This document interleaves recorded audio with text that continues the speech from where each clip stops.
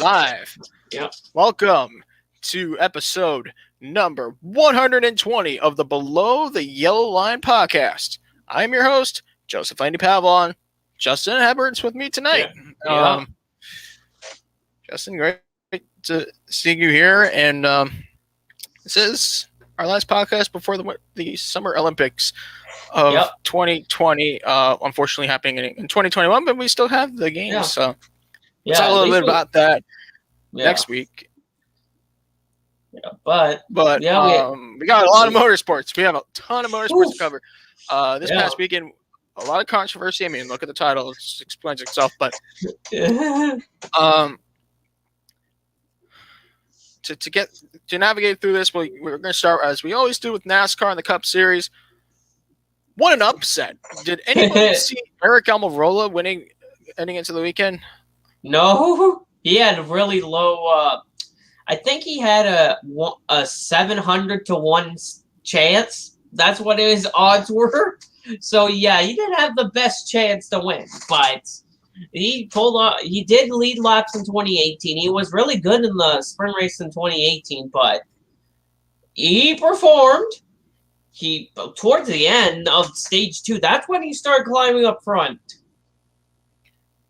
And you know what? I think he was on a strategy to save those tires. I noticed he saved a lot of tires in stage 2 comparison to early in the race. And stage 1 was more or less recovering from that red flag period.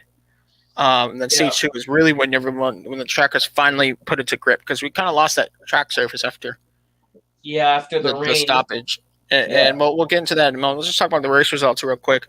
Aric Almirola, this is his 3rd career win.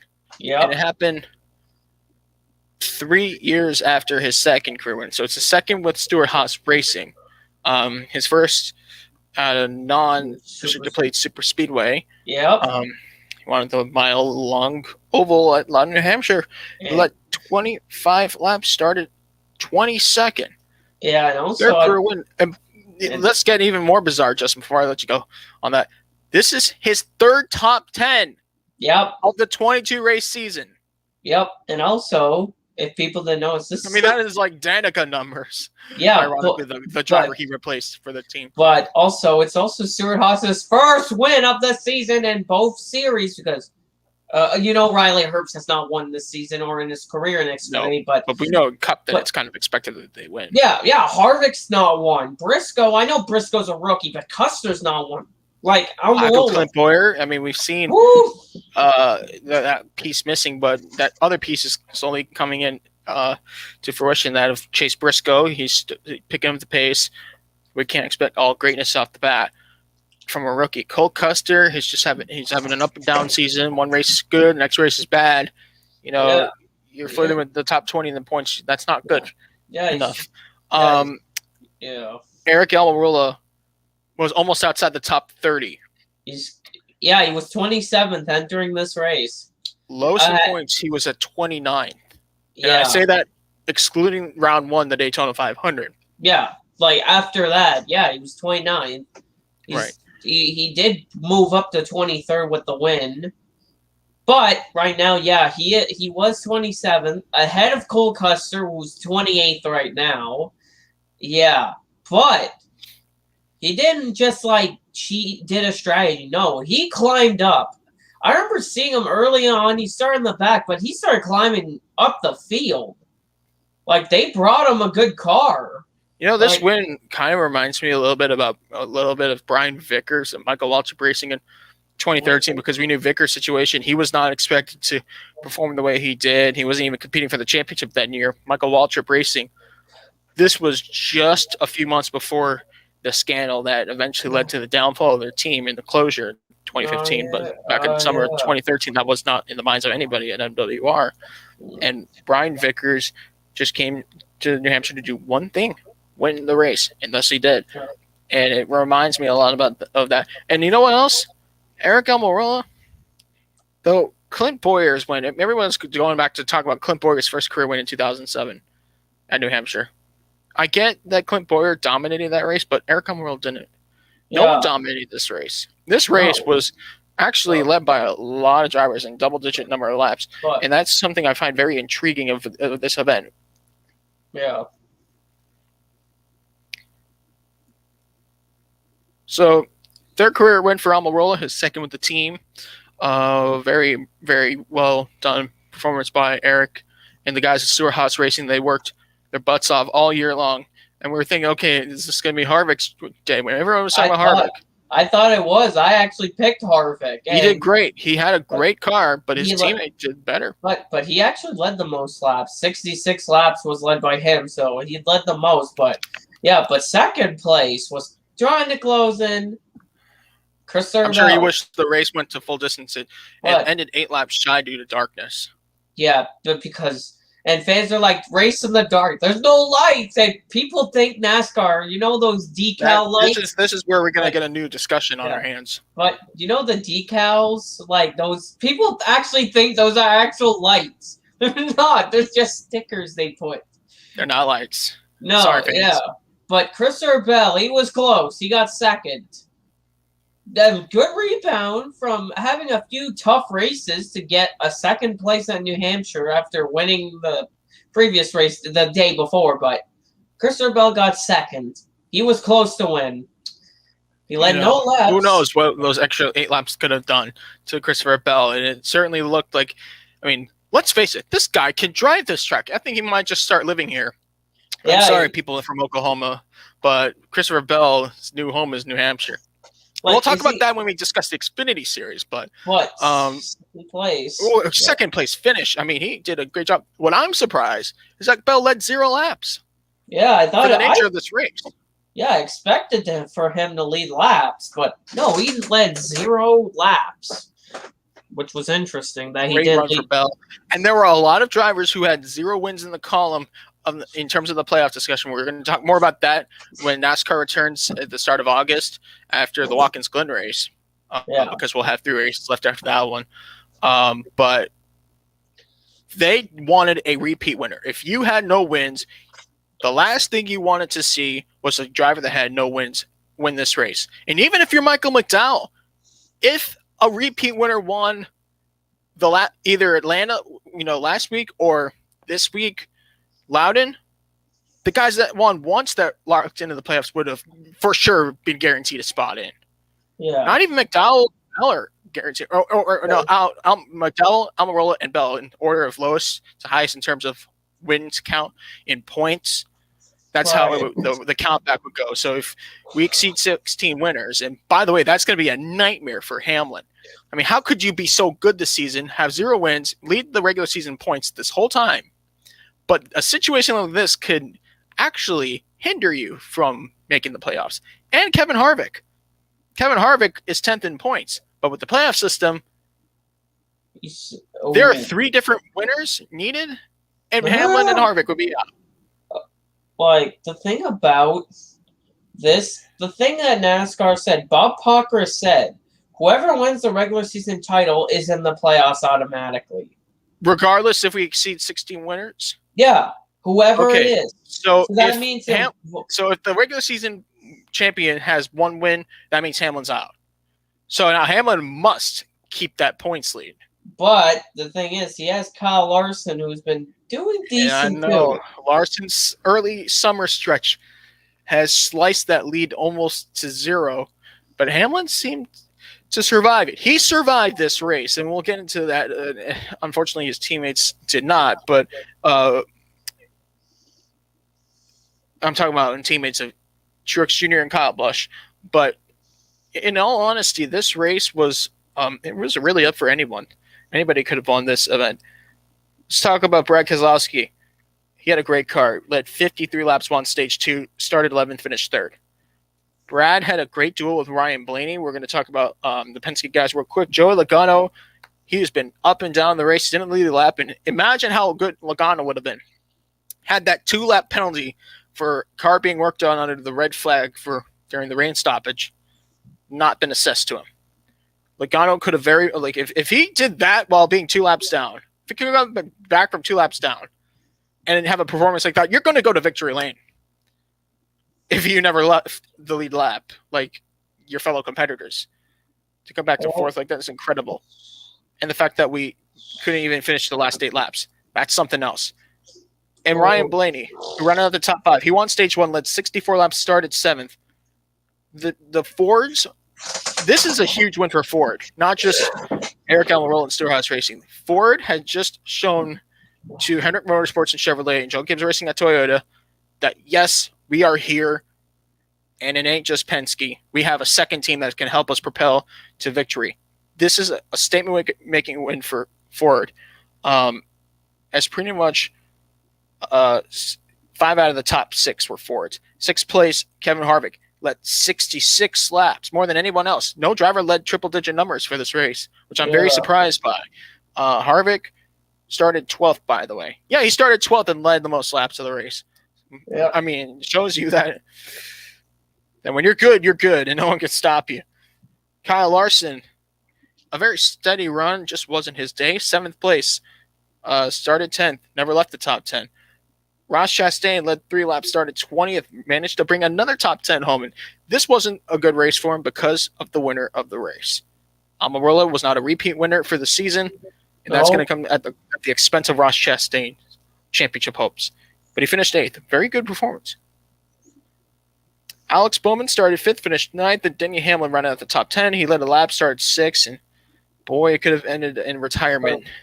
Had to be a little less fortunate in that first caution. We'll talk about that in just a moment. I want to go through the results still. Matt DiBenedetto, another close call to a win. He was hoping that the darkness came before the fuel came to an end. That wasn't meant to be. He finished 11th after leading 20 laps and started 14th. A great top 15 performance, but now this is when push comes to shove. Kurt Busch led 2 laps, started 4th, finished 16th. Chase Elliott led 53 laps. A lot of people seem to forget that Chase Elliott was in front in this race. He led 53 laps. But he had issues on pit road, a penalty, and he couldn't recover because it's kind of tough to pass at New Hampshire, and that's why he was stuck in the back. Then he got lapped. Yeah, it was not a good weekend for Elliott. He managed to bring it home 18th. But Kyle Busch in 37th place, unfortunately. He led the first 6 laps. He was placed on pole with the metric qualifying system. And when the sudden downpour came, so did Kyle Busch's race. But the reason it ended, people are saying, "Oh, it's NASCAR's fault." It wasn't raining at the start. There was no rain. It was reportedly raining from some people, but it wasn't to the point where NASCAR had to intervene. Yeah, but Kyle Busch, some cars avoided because Kyle Busch. The reason he couldn't avoid it, one, he was the first car into turn 1, being the leader. He's the first car in there. So he was the first car to take whatever was given by Mother Nature. Yeah, and in the slick tires. And, of course, how did that go? Woo! As bad as you can have assumed it to go. It was a terrible situation. And, I feel terrible for Kyle Busch and his fans. And Martin Truex Jr. Yeah, but those are 2 good-looking race cars. But he ended up finishing 12 somehow. Hey, Truex. I don't know how. Okay. He got away with damage that looked to be internal from first glance. But Kyle Busch's damage, I guess that was not survivable. But no, he lost all aero, and it was just undrivable. And people are trying to say there was controversy after this race with, people said, bring the backups out. A thing with this, they don't bring backup cars when there's no practice or qualifying. Why do you need to? Why do you need 2 cars when you're having 1 session and that's the race? That doesn't make sense to me. But another issue, the backup car does not have an engine inside. That's the thing also. Why would they? NASCAR says if you bring a backup NASCAR fans on Twitter think that these pit crew members have little magic wands that can fix anything and everything and anything. Yes, they're going to just magically put an engine in the car when they're not supposed to have an engine in the backup car. Yep. When it actually takes years of engineering school and whatnot. But it's so that's one reason. And, that's why. Yeah, but they don't need a backup car when they only had the race. Why do you need a backup car? You're not allowed to switch cars. It's not like the old Formula E rules where you had to switch cars because of the battery restraint. Here you have 1 car to race when there's no practice or qualifying. But like NASCAR, there was no rain. There was light mist after the green flag. It wasn't falling until that lap 7 incident when it started downpouring.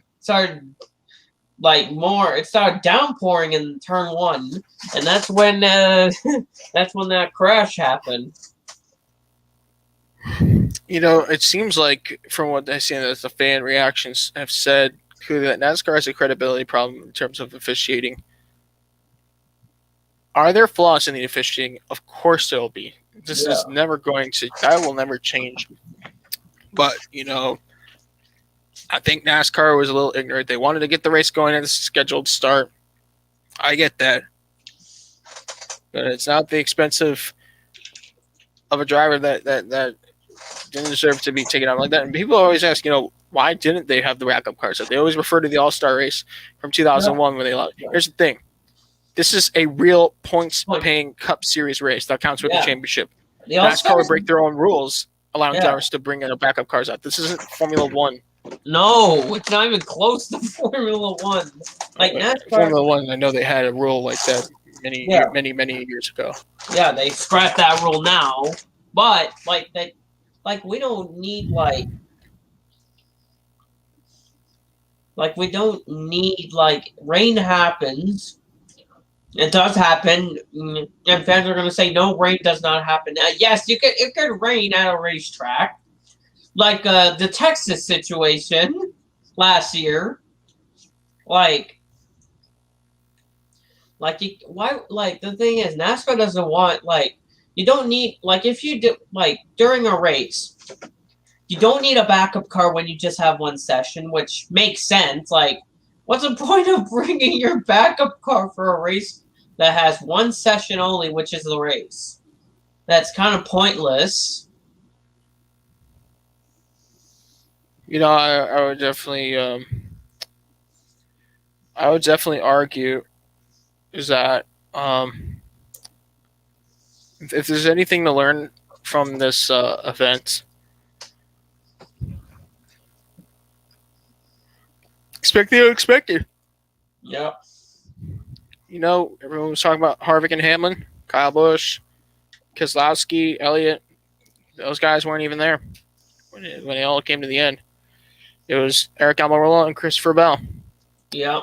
And going into this next 2-week break, we have the Watkins Glen 355, which will be round 23 to 36. It'll be a 4-race stretch to conclude the regular season and set up the 16-driver championship chase. Denny Hamlin has 874 points to his name. He's just trying to hold on that regular season points, especially with the situation that could happen. Well, though it's very unlikely still, even though it is likely, but it isn't at the same time of there being more winners than spots in the playoffs. Hamlin must, in that situation, win the regular season championship. Yep, but he's only 13 points ahead that's the problem. Number 5, Kyle Larson. Kyle Larson, 861 points. He has in pretty much it's skimming distance to just touching that points lead, but it keeps slipping away. Whenever Hamlin has a bad race, Larson has a bad race. It's hard to tell that the top two, can rarely be comparable. They both have good races, both have bad races, but they always happen at the same time. Third place, William Byron, he caught up in the points, 749 points, while Kyle Busch dropped down to fourth, 746 points. Chase Elliott, 736 points. Joey Logano moves up to 6, 733 points. Mark Truex Jr., 696 points. Ryan Blaney, 689 points. Brad Keselowski back to 9th, 676 points. And Kevin Harvick rounds out the top 10 with 673 points. And he hopes to by all means, no one else knew in the rest of the regular season. But let's talk about the next few races real quick, because I want to bring up what's coming after this 2-week break concludes. And then I want to talk about Almirola. We'll first talk about the situation that will be the 4-race stretch to the end of the regular season.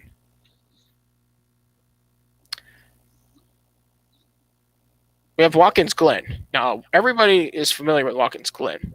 Yep. That track, despite the lack of practice and qualifying, it's still the same track, still runs the short version of Watkins Glen. Yep. It's still the layout that we've ran for years. Right. So that's not bad. But then We have you go the Indy GP circuit. yeah.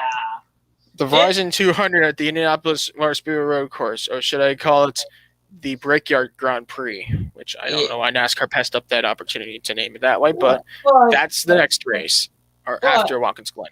But well, there is a practice and a qualifying at the Indy GP. Obviously, the Cup cars and Xfinity will have a practice because, like, when Cup has practice and qualifying, the Xfinity series, like the series that's there too, will have practice. So yeah, Cup will have a practice on Saturday, qualifying on Sunday, and the race on Sunday from the Brickyard. Because it's a new layout, obviously, a road course compared to the oval. Yeah. Right, and it's going to pose a challenge. Then we have two super speedways of different characteristics to close the regular season. Michigan. Let's talk about Michigan International Speedway. That's a tough track. 2-mile oval, high speed, speed, draft. You need arrow, you need grip. Yeah, because if you're missing one of those three things, that's not good. You're going to finish outside the top 30. Yeah, most likely. And then, of course, Daytona. We'll talk about Michigan Daytona. Daytona International Speedway. I'd say you need not only speed, you need luck. Yeah, because I think Daytona has really just came down to more of luck lately than this good driving. Well, remember Tyler Reddick's move on Kyle Busch, which caused the big one last year? And remember the incident when things like that happened. There's going to be a lot of desperation.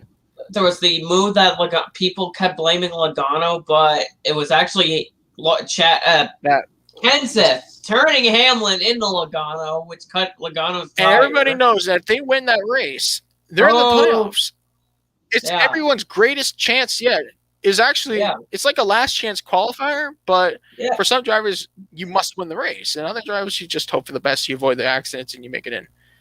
And not everybody was lucky, but there were some lucky people like William Byron last year who was in that position and ended up winning. So consider the following: what's the scope? Yeah, like the thing about all about these races, like Watkins Glen, it's a road course. It's 2.45 miles. We've ran there before, so we expect normal things to happen there, hopefully. Hopefully there's no wacky somebody in the barrels or Alex Kennedy situation. Remember Alex Kennedy got turned under... Are we talking about Dover? No, Alex Kennedy drove the 33 Cup car in 20... Oh, yes, I remember. Hamlin wrecked in the barrels and then later down in a turn one Reed Swords and turned them. But, like, Watkins Glen, we expected pretty normal. Indy road course, we don't know. But Watkins Glen, we could still see upsets as well. Yeah, that's true. We've seen AJ Allmendinger, Marcus Ambrose, Juan Pablo Montoya. I get that they were okay in the Cup Series, but still, it was their biggest opportunity to win while they were full-time Cup drivers, and they took advantage. Yeah, but then after that, you got Indy road course. At least it's a practice and qualifying, but you don't know what's going to happen there. Cup cars, the first time there, it's going to be more interesting. And after that, I have my camera off right now because the connection's not too good. Okay, Michigan. But like Michigan, then you go to Michigan. We expect a pretty normal race, hopefully. You will see Michigan. Sometimes it's randomly wacky. I don't know what it is with Michigan. Some races are chill. I think we're also going to get some pit strategy there, too. Yeah, and then Daytona. Daytona, you kind of need luck to help you do good because sometimes without luck, you're not going to do too well. You're going to need a lot of speed there, too. Speed is going to be the game. Basically, the way to win the game.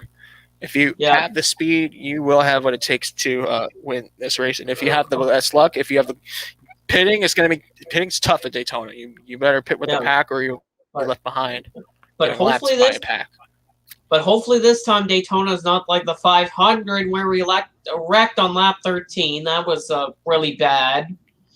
Remember that wreck on lap Right. 13? I mean, honestly, We don't want that to happen this time.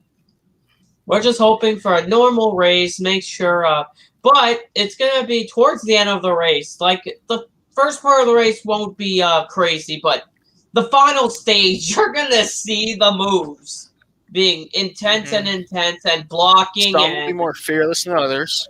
yeah, some may do good moves, some may make bad moves like bad blocks, and so we might see the big one. We're gonna see wrecks, not early on, but we're gonna see at least a wreck because you always expect a decent amount of cars crashing. Like in a situation where you gotta win, if you're not locked in, you want to win Daytona. That's what you're marking on your calendar before the playoffs start at Darlington. Right. Yeah. Do apologize for the cameras being off right now. We have some just some slow connection right now, so it's not all that bad. But we'll leave the cameras off for now. That happened last week again. So I guess last week's problems came back. Wow. I guess they followed us this week. Right. All right, let's move on. Talk about the Xfinity series and discuss what happened on Saturday. And I guess, I mean, it was a one-sided race, honestly. Yeah. Christopher Bell taking the win. It was what do you know? He call him King Christopher or something. Christopher Bell from start to finish. I mean, if there was qualifying, we know he would have started on pole in a race like this. Drove the wheels off that car. And Bell, after leading 151 laps, winning both stages, picked up the win, his 17th career victory. Started 14th. Christopher Bell makes history. He becomes the second driver in the history of this Xfinity Series race at Loudon to win 3 in a row. And also, with that said, Christopher Bell is literally perfect at the track. He's never finished below first at New Hampshire International Speedway. Yeah. Finishing second was Justin Allgaier, who started 5th. Third place went to Daniel Hemrick, who started 13th, still knocking on the door for that first win. Austin Cindric, a great points day, started and finished 4th. Harrison Burton started 10th, finished 5 spots better. Top 5 run for Burton. 6th place went to Justin Haley, who started 2nd. Mike Snyder, a 7th place effort. Josh Berry, 8th. Brett Moffitt, in place of Michael Annett was Josh Berry. Yeah. Brett Moffitt, 9th after starting 7th, and Riley Herbst, who had a crash early in the race, recovered to finish in the top 10. Yep. Very impressive run. 11th place, placed at the grid pole, was Jeb Burton, who led the first 16 laps. AJ Allmendinger finished 12th. He started 6th, led 29 laps. Brendan Brown led 4 laps after starting 22nd. He finished in the 17th spot.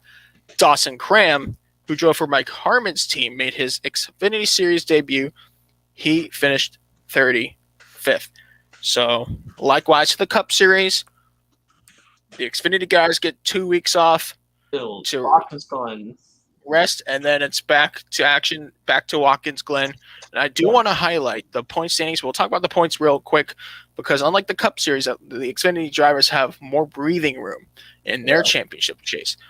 All right, in the points lead right now in the top 10, we're going to go through and see here right now. It's Austin Cindric, 797 points. That's an 82-point advantage over AJ Allmendinger, who has 715 points. Daniel Hemrick sits solidly in third with 684 points. Justin Allgaier is 4th with 653 points. 5th place, Harrison Burton, 615 points. 6th place, Jeb Burton, 589 points. 7th place, Justin Haley sits with 577 points. How about Noah Gragson? He's climbing up the ladder now. 8th place in the standings, 544 points. Brandon Jones in 9th with 489 points. And in 10th place, Jeremy Clements with 468 points. Now let's go backtrack a little bit for the championship chase. had the regular season in early. The final two seeds would be Michael Annett, 450 points, and Myatt Snyder with 426 points. So compare that to Riley Herbst, who's the first driver out, 418 points. He's not that far behind. If he has another top 10 run like this, and Myatt Snyder doesn't have a good race, Joseph, he did finish 7th. But Myatt Snyder actually locked in, remember? He won. Oh, he locked in? He won at Homestead. Oh, thank you for reminding me. He won at Homestead. Brandon Jones still has no wins. Brandon Jones, Clements, and Annette have no wins. But Myatt Snyder won. Remember, he edged out Tyler Reddick in the 23. Yes, I do. But that's the thing. Yeah. That's the thing I'm trying to say is, like, the whole point is that we are seeing guys like Noah Gragson climb up in points, and then we see people like Michael Annett drop down in points. Brandon Brown dropping in points. But there's a reason that Annett dropped in points. Remember, because he's out. Yeah, he's going to be back at Watkins Glen because he had surgery last Tuesday. So the doctor said he'll be back at Watkins Glen, which Michael Annett's not that worse at road courses. So we might just look at how he raced at Road America. Top 5, finished 3rd. Yeah. All right, that's it for Xfinity. But I did want to mention before we move on to talk Formula One, let's highlight the upcoming races to conclude this regular season. So they return on the 7th of August to Watkins Glen. Then it's the second ever running of the Indy GP race for the Xfinity Series. They ran last year. Yep. Then we go to Michigan International Speedway, a track that was absent from this series. Yeah. Last year. That's going to be a tough track for a lot of these guys. Daytona International Speedway, well, we can take from the 300-mile race to see what happened. It's all about luck, speed, precision, and good driving. Darlington is on the schedule. We had 2 races there last year, which is a good way to look at what's coming. Yep. Then to close the championship regular season, Richmond. 2 short tracks, Richmond and Bristol. Yeah, Richmond. Just 2 states apart. Yeah, Richmond, 0.75 mile track.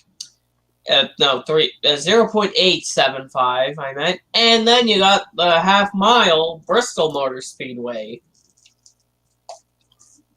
which short track racing is always interesting. And then for them, their playoffs start at Las Vegas. The mile and a half Vegas starts their playoffs, but yeah, so there's interesting tracks in there. Different types, from road courses to big tracks to a tough track to short tracks to end the regular season. It's going to be tough for some of these drivers to get used to these different types of tracks. Right. It's not like any one of them have the same characteristics. I mean, Glen isn't too far different from Indy GP, but the Indy GP has its own kind of characteristic. Michigan is a super speedway of its own, as is Daytona International Speedway. Darlington is a track like no other. And then Richmond and Bristol are 2 short tracks that are close to each other, and but have their differences.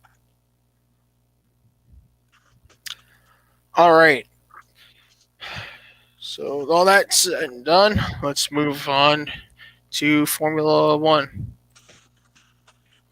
And because I'm just getting tired, maybe this F1 discussion is going to wake me up. Oof. Yeah. I don't know where to start with this, but a race happened yesterday, and it happened. Yeah.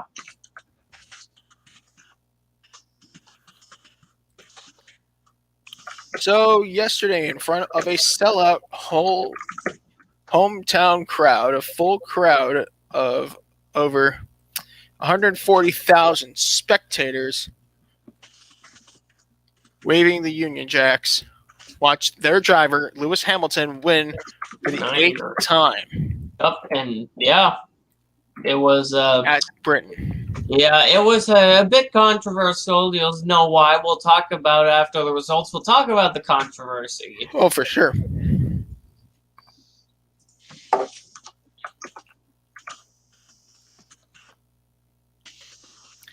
So we had a lot of firsts this weekend. We had the first full capacity crowd since COVID started everything last year. We also had the first sprint race qualifying weekend. Yeah.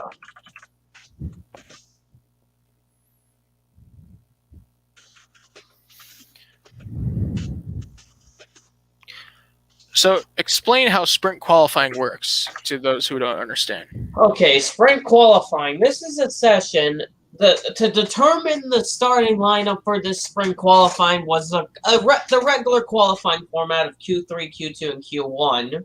The regular format. So that determined the starting lineup. This sprint qualifying was a 30-minute session or 17 laps. And a thing that this determined the starting lineup for the race. Wherever you finish, that's where you would start.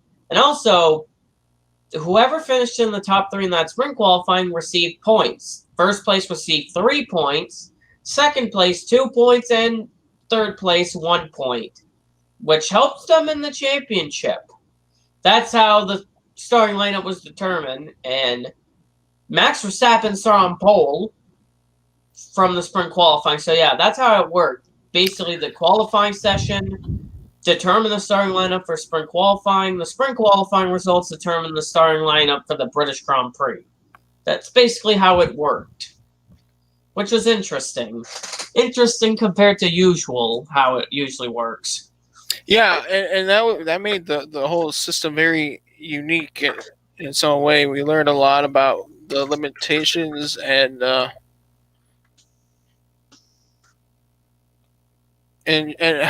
what to expect. Yeah. But yeah, Hamilton Verstappen collided. I do want to discuss this.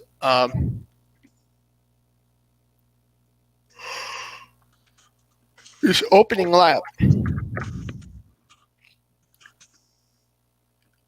Why did Hamilton and Verstappen collide in the first lap? What led to this accident? They both got good starts, and also the thing is, Lewis knows if Max cleared him, he was going to pull away. He needed to fight him to have a chance to win the race. But ending up in the cops' corner, cops after the old pit straight, yeah, that's where they collided, which sent Max around into the tire barrier.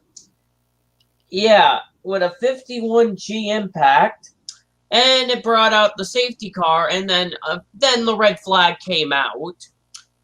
Yeah, because Lewis knew that if Max cleared him, he was gonna pull away. So that's why he made the move, and they collided. They were colliding even before that. They were touching each other before that. So we knew there was going to be something going on with them hitting each other down the straightaways. So we knew it was going to be a close fight. But it didn't end well for Max. Max, luckily the sprint race happened this weekend. Yeah. Because he finished first place and picked up 3 championship points for his efforts. Hamilton finished second and picked up 2 championship points. Yeah.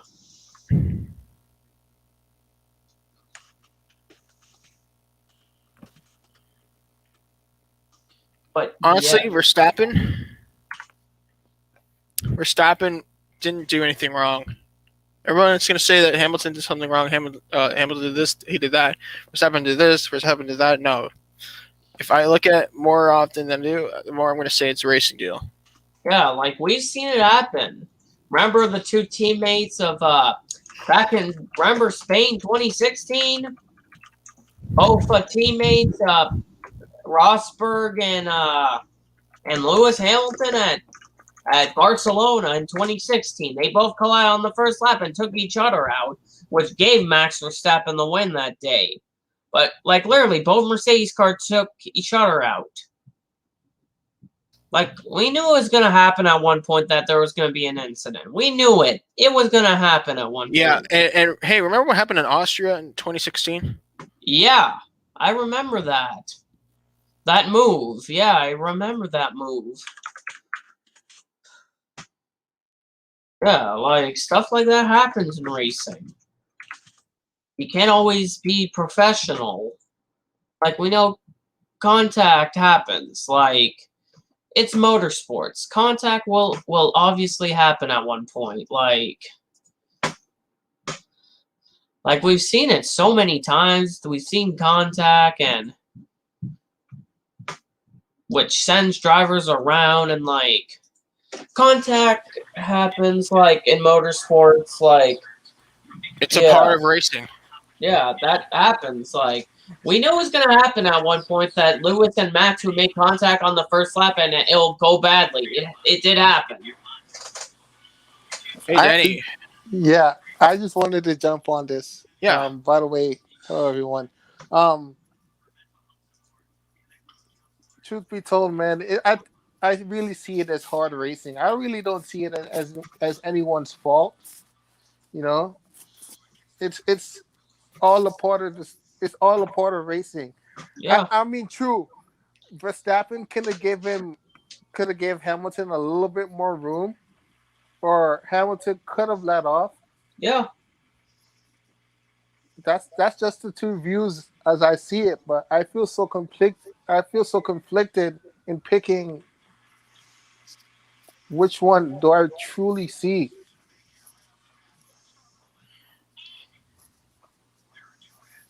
I mean, let's not go too far back to what happened in Japan in 1989. Oh yeah. Championship came down with Senna and Prost. Yeah. Exactly. I mean, they were teammates. Yeah, they were teammates. Yeah. You don't want to see that when you're teammates. Both cars colliding into a corner when you're teammates. You don't want to see that, but still, like contact happens in racing. Like, I knew there was going to be contact at one point. Yeah, I knew too. Like one of these races, one of these starts, it was going to end up like this. Both Hamilton and Verstappen got lucky multiple times that it didn't happen. But this was the breaking point. But like the fans, some fans are like, I don't know, some are just not liking the situation. Some are just like bad mouthing and saying that the FIA should have gave Lewis like a bad penalty or like a suspension, but that was Helmut Marko saying that, because obviously Helmut Marko would say something like that. He says something weird, but like it's racing. It happens. Contact happens in racing. And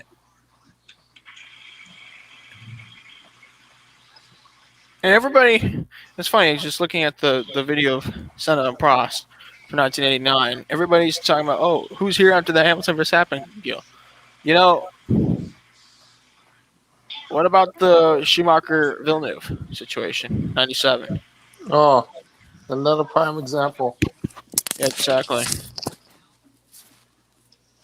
This is where like people are going to ask, what is defined as reckless driving? What do you guys define reckless driving to be? And I want you guys in the comments to be very, very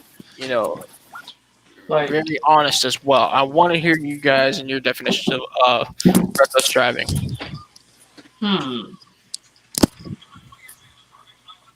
Like, I have different, like, for me, the definition, in my opinion, the definition of reckless driving is basically, there's many things, like, if you take out somebody on purpose for no reason, that's a bit reckless. If you're just gonna take them out for no reason. Yeah, you're just not Yeah, conscious enough about the other person yeah, who you're like, is. yeah, like we've seen like something like that is reckless driving, or like going high speed and forcing. Like another thing is forcing someone off the track or forcing someone into the wall, guiding someone to a wall. That is reckless driving. Like you don't want to do that. Like guiding Yeah, someone to a wall. That's no, don't do that. Like the thing is, like that's my definition of reckless driving. I think my definition will definitely have to be like not thinking not thinking Yeah. consciously about the other Yeah, driver yeah, around you or close to you. You know, yeah, yeah, and I think that's the big part of. I think that's like the major part of that definition right there. You know, I mean, once again, I really hate to sound like a broken record, but Verstappen could have gave Hamilton a little bit more room. yeah. Now let's talk about the penalty. So Lewis Hamilton was given a 10-second time penalty that he had to serve either after the race or in the pits, and he served it in the pits, still won the race. Yeah, Was a 10-second time penalty the right penalty for Hamilton on that collision? I feel like it was because it was severe. Like because like the other next penalty would have been a 10-second stop and go or a 30-second penalty.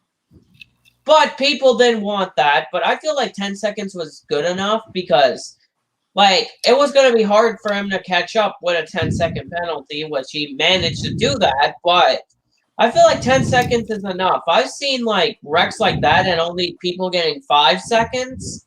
But 10 seconds, I feel like it was enough. 10 seconds. But there's some people that said a run race Yes, suspension. I think the punishment did fit the crime. Yeah, like I've seen wrecks like that, but not getting a big enough penalty, like a 5-second one for that. But I've seen also people saying that he should have been suspended for a race, which that's a bit too far. That would be too far. But Yeah, that was mainly Helmut Marko, you know. That's why. But the FIA gave him a testing penalty. I knew that was a good penalty. I was kind of mad at first, but I'm like, okay, it's a legit penalty. He did something wrong. He'll get the 10-second penalty and still rebounded from that penalty to get a win. Yeah, it's something hard, tough to really understand the logistics of the FIA. And looking at it now, if the FIA, I mean, I don't want to say they're biased or anything, but if the FIA gave Hamilton a very harsh penalty, and it's still at Silverstone, his home track, pretty much it was a Hamilton home game. yeah, How'd that go? It'd be like Verstappen. Remember Verstappen and Leclerc a few years ago at Austria in the Austria Grand Prix? Yeah. Verstappen hit Leclerc, Off the went track. on to win the race. Yeah, if he would They have could have got easily penalty. given him a time penalty. I mean, just look. I mean, it wasn't too far from earlier that same season when Vettel got the win taken away in Canada over a move made on Hamilton that seemed very careful, not careless. This incident here between Hamilton and Verstappen seemed careless, and that's where a lot of people are going to get upset about the event. And if you weren't at Silverstone Circuit, you were probably angry about the wreck. Verstappen was looking to extend the points lead. Now he's got to work harder than ever to keep it under his name. Yeah. So let's talk about the race results now. Lewis Hamilton, he picked up 2 points for finishing second in the sprint qualifier. Yeah. Led 3 laps. Started second. It was his 99th career win. One away from 100. One more from 100, and that has never been done before in the 71-plus year history of World Championship Formula One racing. Yeah. his 72nd career podium and his 8th at home. Wait, British Grand 70? Prix. Wait, 72nd? 172nd. You said 72nd. I meant to say 172. And then here's the thing with Hamilton. He's going to get 100. Will it be this week or next race at Hungaroring, which is in 2 weeks from now? And then or Spa, which is the week after. Or next race. Oh, yeah. Spa. Yeah, Spa. I don't know about that. Max has got a better car. But the thing is, the Red Bull has been kind of struggling at Spa recently in the last many years. But the Mercedes has been proven to be fast at Spa. But, like, Mercedes, there's tracks that Mercedes is good. Like, Spa, that's one of the better tracks. They've been performing better. Yeah. They have better straight line speed compared to the Red Bulls. The Red Bull have better corner speed, but the straights. But, yeah, I feel like Mercedes, like, Lewis could be good at the Hungaroring on the 1st of August. But, yeah, after Lewis, P2. Hey, Joseph, do you know who got second? A Ferrari, of course. Yeah. Charles Leclerc, P2. But, yeah, he almost won. He dominated the race, though. 49 laps led. Started 4th, his 13th career podium. That was incredible of a drive for Leclerc, and he was just a handful of laps away from his first win in almost 2 years. How I mean, he's getting in there. He can only get one spot better than second. Yeah. Third place, Valtteri Bottas picked up 1 bonus point from the sprint qualifying races. He finished 3rd in the event. Started 3rd, 62nd career podium. Great run for Valtteri, and this is going to help Mercedes in the Constructors' Championship catch back up to Red Bull Racing Honda. We'll discuss that in a minute. Let's continue the results here. Lando Norris continues to be perfect on the podiums. He's now 10 for 10 in 2021 podiums. Podiums? He got 4th. Points. I was about to say podiums. I'm like, see, the coffee's kicking in right now. So Yeah. I was about to say 4th is now a podium, I guess. no, it's not. Unless we're talking World Junior Hockey. Actually, they did away with that. But hockey's different than F1. But yeah, 4th Actually, place. they did away with that because they have a bronze medal game. But 4th place for Norris, and then 5 for Ricardo got 5th. Yeah, Trying to get every case of coffee in that empty drink available to me because I'm gonna need it. All right, let's move on. 5th place, Danny Ricciardo completes double points for McLaren. About to say Mercedes. McLaren Mercedes. There, to be fair. 6th place, Carlos Sainz Jr. Ferrari double points. Sainz started 10th. Fernando Alonso started and finished 7th. Alonso had a great weekend, by the way. Yeah. The Alpine was not slow. The Alpine had decent pace. Veterans do very well at Silverstone. It never fails. Yeah. 8th place, Lance Stroll started 14th. He got points. Aston in the points, yeah. But the other car did not. Nope. 9th place, Esteban Ocon completes a double points effort for Alpine Renault. And running up the top 10 in points, Yuki Tsunoda picked up the final point after he started 16th. Now, outside the points, Pierre Gasly finished 11th. He started 11th. Same with Russell. Started 12th, finished 12th. Antonio Giovinazzi started 15th, finished 13th. Nicholas Latifi finished 14th after starting 17th. Kimi Räikkönen started 13th, finished 15th.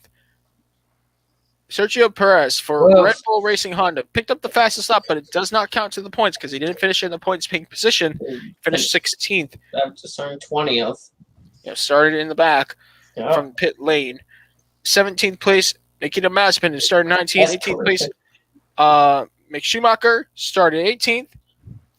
And out of the race on lap 40 due to overheating problems with Sebastian Vettel, who started 8th, and of course Max Verstappen, who picked up his 8th career pole after winning the sprint qualifying race, first ever for winner under this new format, and he crashed out on the opening lap. So there you have it. That's your final results. Yeah. Yeah. For the Formula One World Championship race at Silverstone, and I think honestly, there's a lot of ways that these fans and everybody could go along with it. Someone said in the live chat, Hamilton should have gotten more than he deserved, but the extra victory lap there was disrespectful. But I mean, I would do the same if I wanted my home race. You can win there 7 times more, but winning at home is just, I mean, it was a great feeling. I don't care how Hamilton won the race. Just to see 140,000 passionate fans back to the track after years' absence. This was the first Formula One race that had a full crowd, by the way. Yeah. And I just want to bring up, that's a good stepping stone for the future of motorsport, especially in Europe, because Europe didn't have as many fans as we've seen for motorsport in the States during COVID times, and especially Australia. But back to the British Grand Prix crash, let's not forget that Hamilton tangle with Verstappen resulted in a 51G crash, according to the chat. Now, how did Max Verstappen climb out of that car? Let's think some features here. How about the hunt device being mandatory? What about the device? I mean, it keeps your head and neck restrained. Yeah. And then the barriers, the rows of tire barrier was there for Verstappen not to absorb the concrete wall that it protected him from. It's just so many reasons that Verstappen got out, and it's a great sight to see. And now we got a world championship battle back in their hands once again. I had a feeling it was going to take 1 or 2 races for Hamilton to catch back up. I just didn't think it would end like this. Yeah. And now let's take a look at the World Drivers' Championship standings after 10 races. What does it look like now? Well, Verstappen still has the points lead. He scored no points in the race, but with the sprint qualifying, we learned that those 3 points do matter. Those 2 points matter. That extra point for third matters. But it's only 8. Yeah. 8 points between Max and Lewis. It's only, I think it's pretty much going to be a close battle. It's starting to be a close battle already now. Yeah. This is where Max and the guys are able to have to get their work cut out for 2 reasons. Not just the Drivers' Championship, but the World Constructors' Championship. We'll talk about that in a minute. Let's go through the World Drivers' Championship right now. So Verstappen has 185 points. Nothing changed other than the 3 extra points he gained from the pole position in sprint qualifying. Second place, Lewis Hamilton, 177 points. So he's caught up. He might need another good race or 2. Whether or not Verstappen's in the points, that doesn't seem to be the situation. I mean, it's very likely that we're going to see both drivers share the podium more so than ever, because that's just how it rolls in 2021 Formula One World Championship. Third place, Lando Norris. How about Lando Norris? He's in a little battle of his own here between 3rd, 4th, and 5th. 113 championship points for the McLaren driver. What a great race. It was a great day to be a British racing fan this past weekend for guys, like Hamilton and Norris. And maybe if Russell had better luck. George Russell did what he could. But let's talk about Norris, though. 113 points. He's exceeding my expectations. I knew that he was going to be good at McLaren. I thought that Daniel Ricciardo would be leading the team in the way, but the thing about why Norris, I think he's just lagging back. But it's not just that. Norris has experience with the McLaren now. He knows how McLaren is with the personnel and stuff. Ricciardo's still learning about McLaren. Because McLaren's not like Renault. When Ricciardo drove for Renault last year, it's So McLaren is different. So he's just getting used to how the team runs. That's why Ricciardo's getting outpaced most races by Norris. But good run from McLaren with Norris in the points. But then you got... He's not missed a single point this year. But fourth place. It changed. Fourth place is now Valtteri Bottas takes fourth. Bottas, he needs to do the best he can because of the constructor situation. We'll discuss that in a minute here. Let's keep going down. Sergio Perez scored no points over the weekend. 104 points to Checo's name. Yep. So sixth place, Charles Leclerc. He had a great points day. 80 points now. That's actually 12 points over his teammate Carlos Sainz Jr., 68 points. Then underneath, you have Daniel Ricciardo, 50 points. Great effort for Ricciardo over the weekend. Pierre Gasly, 39 points. He was the first driver out of musical chairs game in points, as Sebastian Vettel's retirement keeps him at 30 points. Now let's look at the top 10 in the World Constructors Championship. Red Bull Racing Honda. This is very close now. 289 points for Red Bull Racing Honda, and now Mercedes-AMG F1. 285 points. 4 points. 4-point difference in the World Constructors Championship. That means that there will be 4 drivers that are going to have a say in this battle. Yeah. I think a lot of people turn their heads away from the World Constructors Championship battles until it comes down to something like this, and I can't wait to see how it goes because this is going to be an exciting stretch of racing. In fact, we're close to the end of the first half of the season. 2 more races left. We'll be done with the first half. Then you got third place, McLaren. Mercedes. How about McLaren Mercedes? 163 points. Right now, they're in a little battle with Ferrari right now. It's at 148 for Ferrari. And then all the way down, but I think between 5th and 6th and 7th. AlphaTauri Honda, 49 points. 1 point over Aston Martin Mercedes. 48 points. And then 40 points is Alpine Renault. Now, they've been struggling to get double points. We finally get to see them get double points over the weekend. But then you go lower. 2 points for Alfa Romeo Racing Ferrari, 8th with 2 points. Then you got the 2 teams with no points. Williams Mercedes with 0 and Haas Ferrari 0. Yeah, Williams and Haas are at 0 points again. Right. But if there's any chance of one of those 2 teams getting points, it looks like that would go to Williams most likely. Yeah. Haas is just slow. Yeah.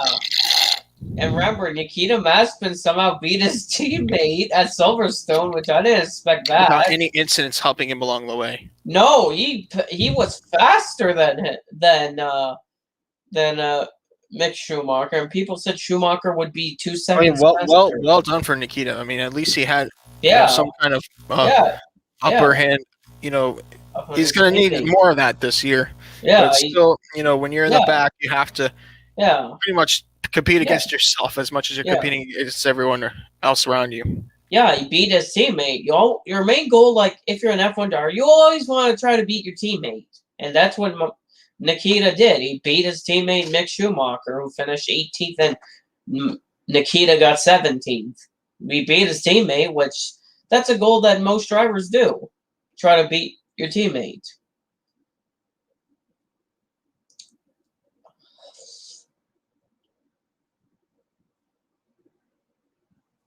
All right, well, let's move on and discuss the companion events. Yeah. And everything that happened in Formula 2. Yeah. All right, let's talk about that. Now, we had, of course, the first half of the 2021 Formula 2 Championship coming to an end. Silverstone, I mean, listen, what do you think about Silverstone? I mean, I think it's an easy track for a lot of drivers to remember. It's not one of the complicated circuits that have many random corners that look complicated, but it's a decent, simple track. There's 2 corners that you go really fast, Cops, and the first corner, and then you got Cops Corner, where the old pitch straight is at. You got different sections. Wellington Straight. Yeah, you got where a lot of slingshots are made from slipstream. the final chicane at the end of the lap. So you Test your got brakes. Brooklands, the section Brooklands in the village. That section, Brooklyn and How about Village. Stowe? Stowe's a Oh an yeah, interesting place. You got to weave around there. yeah, But yeah, that I mean, a lot of these drivers, especially from the UK, because a lot of these teams come from the UK, have done so much time testing at this track yeah. that it's easy for these guys to remember more so than others. Let's talk about race 1 and race 2. About week 4 of this 8-week tour, because now we're halfway through. How did the first half come to an end? Well, let's talk about sprint race 1 here. So Robert Schwartzman, talk about Robert Schwartzman for Prema Racing, won sprint race 1. Remember, the sprint races, the top 8 receive championship points. Yep, but there are no pole position incentives for those events. Yeah, the only thing is for sprint race 1, the top 10 are reversed from the qualifying. Like, whoever starts on pole for qualifying starts on pole for the feature, but the top 10 are reversed for race 1, just to let people know. So Schwartzman won for Prema Power Team. Right, Yuri Vips came home second, Christian Lundgaard third, Philippe Drugovich fourth, Théo Pourchaire fifth. Oscar Piastri picked up the fastest lap, so multiple points for him. That was going to help him in the championship for sure. 7th place, Liam Lawson, and Dan Ticktum picked up the final point in a track that he's probably turned more laps in than anybody else. Let's move to sprint race 2. And once again, Richard Verschoor taking the win for the MP Motorsport team. How about that? Dutch driver, Dutch team. Taking the win. Then Marcus Armstrong second. Dan Ticktum. Again, Dan Ticktum has had a great weekend. Huge weekend. In fact, he's 4th in the championship. Yeah. We'll talk about that later. Oscar Piastri, another fastest lap, which means more championship points to him from that event. Liam Lawson 5th, Yuri Vips 6th, Philippe Drugovich and David Beckman rounded out the points paying positions. And then the feature race. The feature race basically means that the qualifying session that puts you on pole position for that feature race gives you bonus points. Fastest lap gives you a bonus point. And if you're in the top 10, you get 2 extra positions that can get you points. Guan Yu Zhou, the Chinese veteran of open wheel racing. Who seems to be one of the more very well mature drivers out there, and just one who is known best for keeping his car clean under aggression. Like, more so like Fernando Alonso has had to do in his championship seasons when going against guys like Michael Schumacher. But that's how Guan Yu Zhou reminds me of, and he knows how to get the job done. He won the feature race in stunning fashion, just held everyone under his control. It was a great battle. Behind him, though, we had, once again, Daniel Ticktum, another podium, has propelled him in the points. 3rd place, pole position points go to Oscar Piastri. Oscar Piastri won every single race with extra points to his name. Wow. Richard Verschoor 4th, Robert Schwartzman 5th, Philippe Drugovich 6th, Yuri Vips 7th, Théo Pourchaire 8th, Lirim Zendelli 9th, and Gian Deruvolo finished 10th, taking the last points position possible, and 2 bonus points for the fastest lap. So remember, the 4 points come to you if you win pole position. If you have the fastest lap, you get 2 bonus points. By the way, if you finish 9th and 10th in the feature race, you just get 2 and 1. But then the increments are different for the sprint race, so you just have to take that into perspective. But it's 2 and 1 for 7th and 8th. But then the other position 6 on up, 4, 6, 8, 10, 12, 15. While in the feature race, 8th place you get 4, and up the spots 6, 8, 10, 12, podium 15, 18, win 25. Now let's talk about the Drivers' Championship now, because we're halfway through the season, and there are 23 names in the board. on the Drivers' Championship. So look at the top 5 here. Oscar Piastri, 108 points. He's got himself a 5-point lead over Guan Yu Zhou. And I think driver of the weekend should be a tie between Piastri and Ticktum. Yeah. Oscar Piastri has just done a brilliant job right now in Prema equipment, and this has helped Prema propel in the team's championship. We'll talk about that in a minute here. But Piastri's got 108 points, and right now, the Aussie's in good territory. Guan Yu Zhou's got some work to do, and I think experience is going to kick in for these next few race weekends when they come up. But also, Piastri, people don't remember, he won the F3 title last year. He's a rookie in this series. And he's actually ahead of his teammate in points, his teammate Robert Schwartzman, which is really impressive for a rookie to be ahead of his experienced teammate. Right. Guan Yu Zhou is not that far back, though. I mean, if he didn't retire in the sprint race 1, it would have been very likely that he would still hold the points lead. Yeah. But the same could be said if he scored points in sprint race 2 because he was 3 spots shy from getting there. Robert Schwartzman is third with 91 points. He is slowly catching up again. He had a bad start to the season, but ever since Baku rolled around, it has only gone uphill from there. Yeah. Dan Ticktum has not experienced a pointsless race since the feature at Monaco. It's been second, 6th, 8th, 3rd, 2nd. That puts him 4th in points with 89 championship points, and it's not far-fetched to say at all that the British driver can get a chance at this F2 championship. And Yuri Vips is 5th with 85 points. And I think Yuri Vips is a guy that if we don't look at him for long, if we look away for a split second, he will prove you wrong. He's the kind of guy that will prove everybody wrong. Yeah. By the way, I think it's a good idea since we're halfway through the season. Let's go down to the top 10 in points to see what the scope looks like, because there's so many races, unlike the previous years, in the old GP2 era, which we would have a race on Saturday and Sunday. Now it's sprint race feature all in the weekend. So basically 3 races, and there are so many incentives that could get you in a good way or in a bad way. So let's continue on with the list here. Théo Pourchaire, he kind of suffered a little bit, even though he got points in 2 of the 3 races. But there's some racetracks that, some races, the Art Grand Prix entry has not been the best. Some races the Art team has not been good at. Yeah, they've been struggling, but Théo Pourchaire is still ahead of his teammate in points, his experienced teammate Christian Lundgaard. Let's continue on. 7th place, Filip Drugovich. I think he had a pretty shaky start, had trouble finding consistency.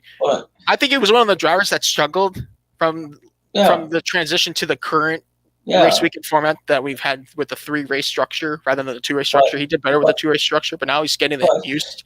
He's getting used to the 3-race structure. Just look at the numbers. But also he has to get used to his team. He used to drive for the MP team. Oh, that too. Last year, he was driving the number 15 entry next to his teammate Matsushita, who drove alongside him. He switched teams. He replaced Callum Ilott at Virtuosi to partner Guan Yu Zhou. Right, Callum Ilott moved on to sports car racing. Yeah, which is you got to get. I know F2 cars, it's a spec series, but you still got to get used to the team. Absolutely, they have a big say. Even so, let's continue on. So 65 points for Pourchaire. I was talking about 59 points I meant for Drugovich, and I was saying that he had a shaky start with the new team and the new race weekend structure that didn't help him. But since the feature at Baku, he scored points in every race. 4th, 7th, 6th. Wow, points across the board at Silverstone.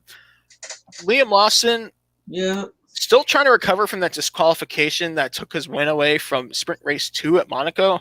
That really did bite him in the points. He's at 58 right now. So if he wants a chance at the championship, he's going to have to be almost perfect. Yeah. If not perfect during the second half of the championship. Jan Deruvula is 9th, 56 points. And Richard Verschoor climbed up to 10th with that win in sprint race 2 in the past weekend with 50 points. Now let's move on to the teams championship, and this is where it starts to get a little one-sided here. I did not expect it to go like this because usually in Formula 2, the teams championship tends to be very close. But Prema Power Team, which is Prema, they pulled away with 199 points compared to second place. Uni Virtuosi Racing is second, 162 points. They're 37 points ahead of Uni Virtuosi Racing is 37 points behind.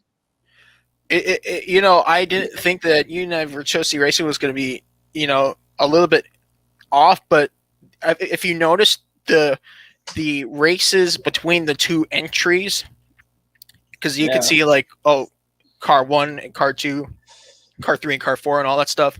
Yeah. So you can see how well the different cars did. Lack of double points finishes has actually hurt Uni Virtuosi Racing, while it has helped Prema's team climb further ahead in the championship lead. Yeah. Now, we got a good battle in our hands for third when the second half begins at Monza. Between Carlin and High Tech Grand Prix, they have 2 points within each other. 145 for Carlin Racing and High Tech Grand Prix 143 points. And High Tech, they're seeing a lot of cases of their drivers' national anthems being played as they had 2 wins at Baku. But then after Grand Prix, they're far back. They're behind, but gotta do a lot better than a Monaco Grand Prix feature win. But after them, it's MP. Right. MP Motorsport, they seem to turn things around a little bit, but it's all about consistency. You just gotta have it. Yeah. 57 points for them. Dom, a little bit struggling, except for a podium at Sprint Race 1 in Monaco. It has not been anything really as good. It's been more of a damn season, ironically in the name. 36 points. In fact, they're tied with Campos Racing, and we know the situation with Campos Racing. Their owner unfortunately passed away in the offseason, Adrian Campos. So there's been some changes in ownership, and has been pretty shaky from them. But do you know the Campos team? They have 36 points. Yeah. 35 of those. No, wait. 36 points come from one driver. Ralph Boschung has all points come from Ralph Boschung. It's the only driver from Campos to get points. But then after it's Charouz. Yeah, Charouz Racing System, you usually don't see them this far back here, but someone's going to have to fill the spots in the back. But all those points come from David Beckman. Samaya still has 0 points. So yeah, all those points come from Beckman. Then you go down to Trident. Ben Fiscal has 7 of those points. 9 points, and then HWA Race Lab has a sole point from a feature race in the opening weekend at Bahrain. That was from Matteo Nannini. Obviously, Alessio Deletta does not have points. Sorry. Alessio Deletta crashed with Ralph Boschung. Don't take driving lessons at the. Don't take racing lessons at the Natalie Decker Mahivira Gunnithan Driving School. But okay, in all seriousness, every constructor has points. Yeah. In fact, you know what's crazy? Only 4 drivers in the 23 drivers in the Drivers' Championship didn't score points. Yeah, but the reason Aiken, Samaya, Delata, Petikov, but everyone else has scored at least 1 or more points. That's a competitive grid we have. This year's been even a little more competitive than last year, I'd say. But Petikov, the reason he's not competing, he decided I don't know what happened. Something happened, so Nannini swapped teams from the 22, which Aitken's in, to replace Petikov at the Campos. So Nannini's now at Campos in F2, and Aitken's at the HWA team, replacing him alongside Deletta, which Alessio Deleta's not fast. And practice. Gotta make money sometimes, and teams will bring certain drivers in to make it what it is. But he was 3 seconds off the guy ahead of him in practice. We know how that goes. All right, I know Oh. we have to get into some sports cars. Actually, no, supercars first. And then we'll get into all that later. In fact, at least Racing Reference does this stuff up. But like I said, let's just talk about before we finish our Formula 2 discussion. What to expect, because we got the second half, just like the first half, is going to be weeks apart. Yep. We have week 5, Monza, a track that pretty much, just like Silverstone, a lot of drivers have taken laps around this track. Yep. It's very accessible. A lot of teams and drivers are from Italy and do testing there. On the 11th and 12th of September, week 5 is Monza. Sochi Autodrome has been a fixture in the Formula 2 schedule lately. Yep. September 25th and 26th.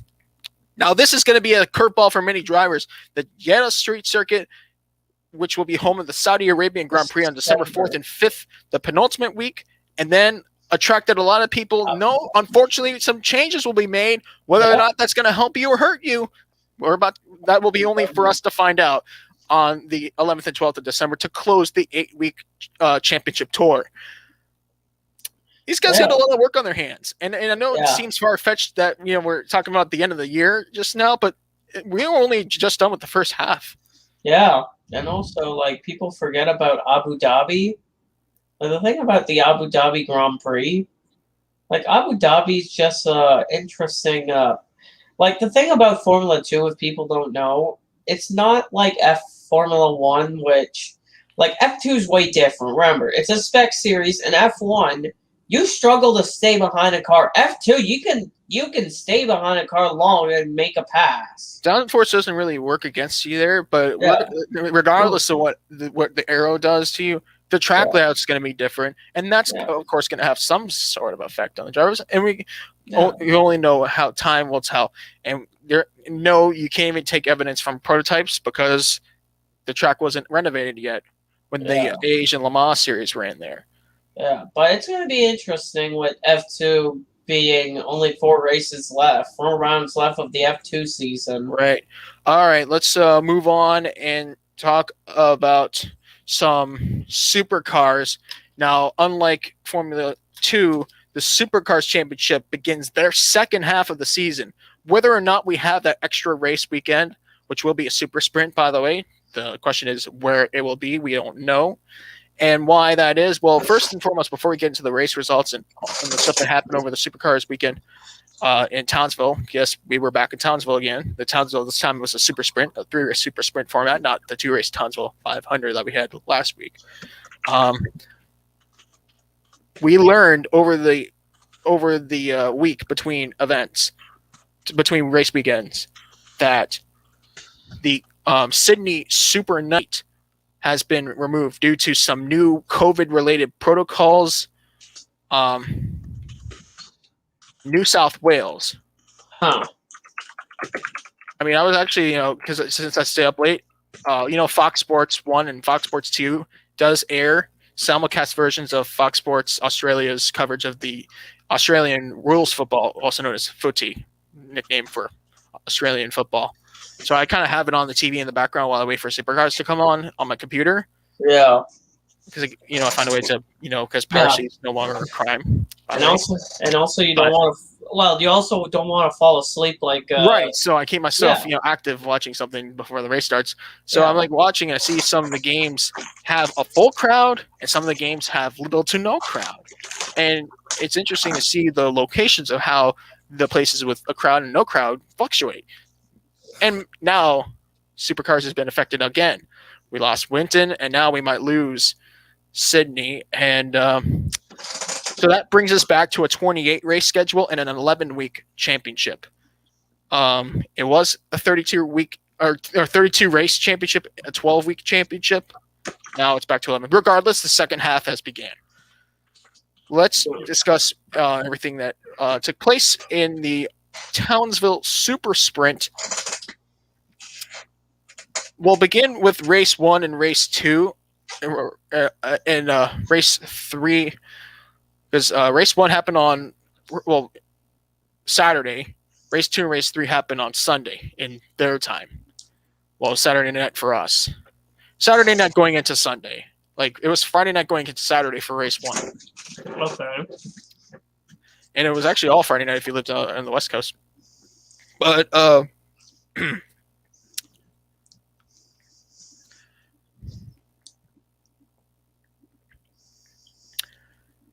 yeah, Cameron Waters.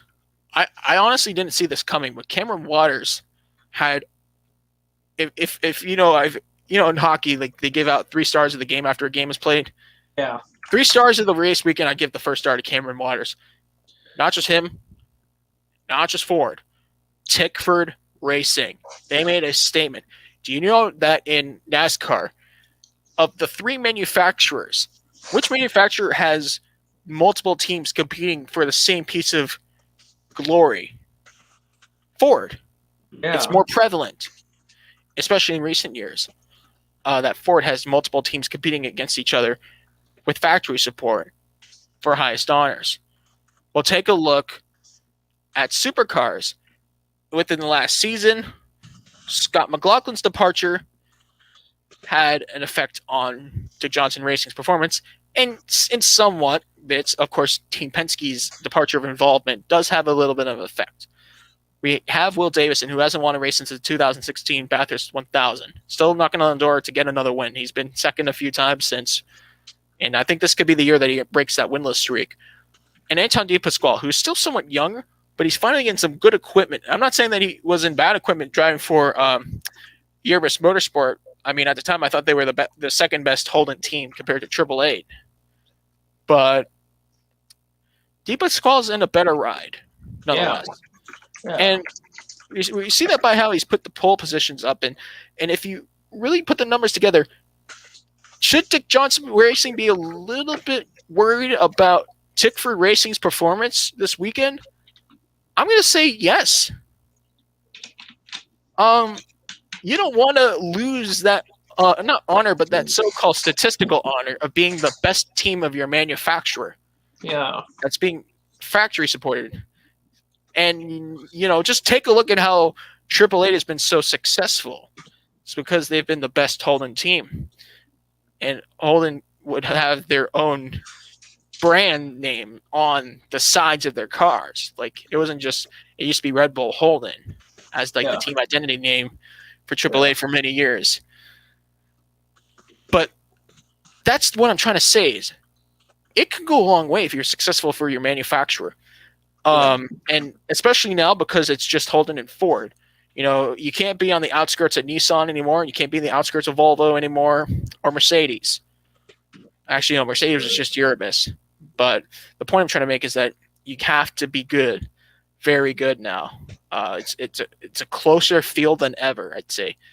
But you also don't want to be under the wing of someone that's better than you. And that's what Cam Waters did. He knew exactly the situation. He came into this race. He led 16 laps, just like second place Anton De Pasquale did. So 2 Fords and 2 different teams here. De Pasquale won the pole. In fact, that was his 4th career pole. But Waters stuck it out with a gap of 2.8 seconds to get his 4th career win, his 25th career podium. Now, De Pasquale got his 12th career podium. He did a good job, but I think in pit road was a bit of a struggle, as well as some on-track incidents. There were some on-track incidents in the race that did hinder some of these drivers. Chaz Mostert was a quiet member of this event. He did get a podium. It was his 64th career podium. Great run for Mostert. What about Tim Slade? He started 19th in that Blanchard Ford. And by the way, Tim Blanchard Racing is, Tim Blanchard, owner-driver. He only runs the Bathurst 1000 nowadays. Yeah. He puts in a veteran, Tim Slade, and Tim Slade can outperform some of the equipment. I'm not saying that Blanchard has poor equipment, but it has been outperformed by Tim Slade. Yeah. 4th place. What happened to Triple Eight in this race? Well, they got slapped with time penalties. Jamie Whincup sped entering pit road. He clearly was caught speeding as you saw him pretty much smash the brakes while trying not to run in the back of Cam Waters entering the pits. Bam. He was given he was given a 15-second time penalty. Shane Van Gisbergen got into an incident. in the race. He pushed off, what's his name? Brody Kostecki off the racetrack. And after that, he was awarded a time penalty. I don't know how many seconds it was, but he was given a time penalty at the end of the race. It was 39 laps for all three races. So Whincup was classified 5th, while Van Gisbergen was classified 6th. Shane led 4 laps in the race. Started 6th as well. Scott Pye led a lap. He started 18th and finished 7th. A great run for Scott Pye. James Courtney, 8th. Todd Hazelwood, 9th. And Will Brown rounded out the top 10. So that was race 1. In case you wonder, Macaulay Jones retired on the opening lap. Am I surprised? No. Oh my god. All right, let's move on to race 2. Now, race 2 was Saturday earlier in the day. Now, race 2 was your typical 888 victory. 1 and 2. It looked like Whincup might have had the better car, but once again, it seems like every time after pit stops happen, Van Gisbergen has the upper end of the stick. And that's the Kiwi won, taking his 51st career win, his 131st career podium, while Whincup got his 261st career podium and his 86th career pole. Jamie Whincup led 16 laps, while Van Gisbergen led 20 laps. It really was a 888 Holden dominance, that we expect and that we've seen in the season. So thus, there we are. And Jamie Whincup did come close in both the Townsville 500 events to beating his teammate, though it seems like Van Gisbergen has the better late race drive. Yeah. Chaz Mostert rounded out the podium. It was his 65th career podium. He led 1 lap. He started 3rd as well. Great race for Mostert. Now, Mostert knows that he's trying to make sure that Waukesha and Dre United, the least they could do is be the second best Holden team, and I think that's exactly what's happening in 2021. Will Davison started and finished 4th, highest DJR Ford, highest Ford in the race. Todd Hazelwood led 1 lap. He started 10th. Great top 5 effort for Hazelwood in the Brad Jones entry, the tools.com Holden. 6th place went to Scott Pye. Great weekend for Scott Pye. He started 11th. Brody Kostecki recovered from his problems in race 1 to finish 7th in race 2. Anton DePasquale, 8th place for him. David Reynolds, 9th, and Mark Winterbottom rounded out the top 10. Now, Cameron Waters, he finished 11th in the race, so it wasn't the best for him in points, but he did keep the car from being damaged. That actually turned out to be the winning move for race 3, not damaging the car. They had race 3 qualifying just after race 2 qualifying so that they could just run race 2 and race 3 without another session in between. So that's pretty much what happened. Well, Nick Percat, who finished 15th, he did lead a lap. He started 12th, finished 15th, and Macaulay Jones got into an accident with himself. Oh my! Getting Will Brown Again? Yeah, and Macaulay Jones finished 23rd out of the race. Oh my gosh! And let's talk about race 3. Race 3. So race 2 will look even. Scorecard 1-1 for Waters and SVG. Race 3 went back to Cam Waters, and he led from the pole. He picked up his 7th career pole, led 25 of the 39 laps, and never looked back. His 5th career win, his 26th career podium. Just a great run for Cam Waters to close an incredible weekend. First weekend, I think Ford dominated races. Then the Ford had the advantage over Holden this time. Shane Van Gisbergen started and finished 2nd. He led 14 laps for his 132nd career podium. And how about Will Davison? He was not that far back from the top 2. In fact, there was a moment when I thought that Will Davison could end up winning this race, but it just wasn't meant to be because Davison, he had some back markers that got in the way, but nonetheless, 65 podiums for Davison. Great job for him. And once again, he's showing that he still has it. He still has it in him to be a competitive racer. Todd Hazelwood. By the way, no other leaders besides the top 2. Todd Hazelwood, top 4 run, highest Brad Jones racing car all weekend long. Good run for him. In 4th, Anton DePasquale 5th. Jamie Whincup started and finished 6th. James Courtney 7th. Mark Winterbottom, 8th. Chaz Mostert and Nick Percat rounded out the top 10. Every car finished on the lead lap except for the last 2 positions. David Reynolds, 32 laps, and out of the race on lap 16. In last place, Macaulay Jones. Oh my gosh. I think Macaulay Jones swept the weekend for last place. Oh my god. I want to double check that. Macaulay Jones, 23rd, 24th. If he crashed by himself before his contact with Will Brown, he would have swept the weekend for last place finishes. Wait. That's what happens when you're the son of a team owner. You get granted a ride, and you can. Wait. So what did you say? So we finished 23rd. No, 24th, 23rd, 24th. Okay. Last, second to last, and last. Plus 20.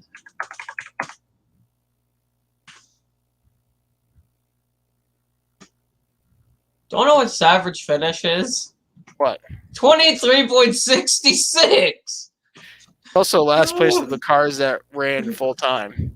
Yeah. 24th in points. So it's just. If there was like Brock Beer, like for Australian supercars, yeah, he might need to take some notes on this guy because he's probably leading the last car points. But let's go back to the Drivers' Championship, though. We don't know how many races are going to be left, but either way, Shane Van Gisbergen's in a monstrous position right now. He's got over almost 300 points ahead of Jamie Whincup. He's got 1,926 points. Well, Whincup has 1,650 points in second. Third place, Cam Waters with 1,514 points. Chaz Mostert is fourth, the highest Waukesha Andretti United driver with 1,506 points, and 1 point behind him. Will Davison is the highest driver in points for Dick Johnson Racing, 1,505 points. In fact, he's way further ahead of Anton De Pasquale with the consistent results.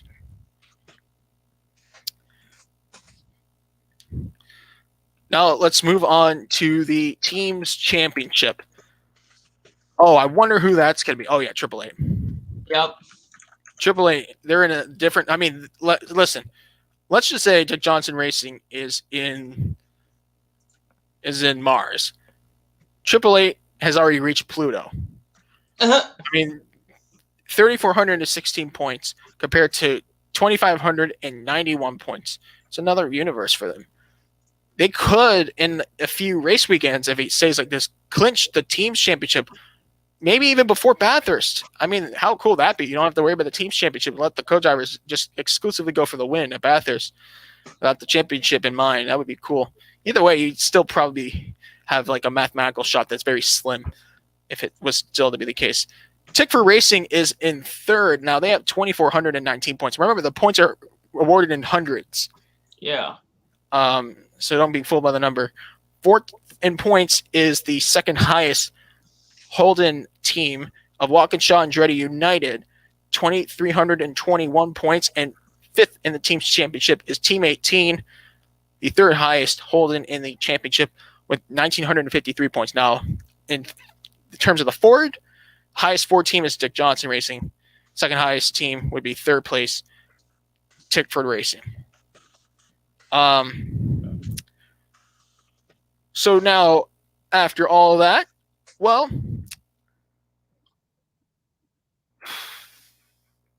their next race, it could be at Queensland. There's a rumor that Queensland might take the date of Sydney's Super Night. Well, Sydney was supposed to be on the weekend of Le Mans, though I don't think anybody is going to go to Le Mans from Australia because of the strict quarantine travel rules for international flights. August 21st was the missing date. There's a rumor that Queensland might take that date. If not, the next race at the time of this podcast will be confirmed on the 11th and 12th of September for week 8 of 11, rounds 20, 21, 22 of 28 at the Perth Super Night. So if we don't get a race in August, the next race will be Perth. Next race weekend will be Perth. If we do, then it might be Queensland or somewhere else. But that's yet to be confirmed. regardless, there's a full month ahead of a break, a well-needed break for these supercar teams. All right, now it's time to get into from supercars to sports cars. Let's start off with the easiest race to cover. That, of course, is the IMSA WeatherTech Sports Car Championship race at the Lime Rock Park. Yeah, the Lime Rock Park. The Northeast Grand Prix, that was just GT classes only. We had 3 LMGT spec cars that made up the GT class, and the rest of them comprised of FIA Group GT3 vehicles that comprised of the Field for GT Daytona. And it's the first race of the second half of the IMSA WeatherTech Sports Car Championship, as this is round 7 of 12. And what do you know? Corvette Racing winners again.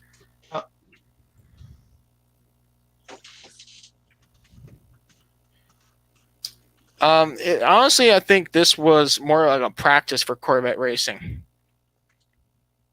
Yeah. And it seemed like an easy W for them. Drivers Antonio Garcia, Jordan Taylor, and the factory Corvette Racing team, the beautifully made C8R. Yep. Stood the time and won this race overall. Second place overall was the sister car. Tommy Milner, and was it Nick Tandy?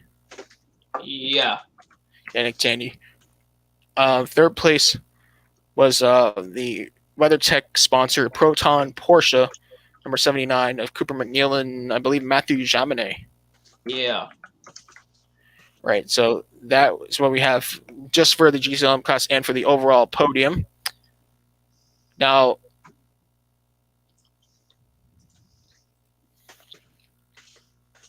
in the GT Daytona class, finishing 4th overall was number 23, Heart of Racing Team, Aston Martin Vantage AMR GT3 of Roman DeAngelis and Ross Gunn. Great run for the pair. Second place was number 1 Paul Miller Racing, Lamborghini Huracan GT3 Evo, Ryan Sellers, Madison Snow. Third place in class, 6th overall, was number 14 Vassar Sullivan Racing Lexus RCF GT3 with Aaron Tielitz and Jack Hawksworth. Fourth place, Justin, team from your country, VAF Motorsports. Yeah. With Lawrence Vantor, factory Porsche driver, and Zach Robichon, who is a local of where the team's based in Ontario, finishing 4th in the Porsche 911 GT3R, 7th overall, 4th in class, and 5th place, the longtime successful BMW team of Turner Motorsport, number 96, with Bill Oberlin, Robbie Foley. The BMW M6 GT3 finished 5th in class. So it was a lackluster race, I'd say. Yeah. Lightning stopped the race early, and the track marshals could not be out there with the thunderstorms. It would be an unsafe situation. Yeah.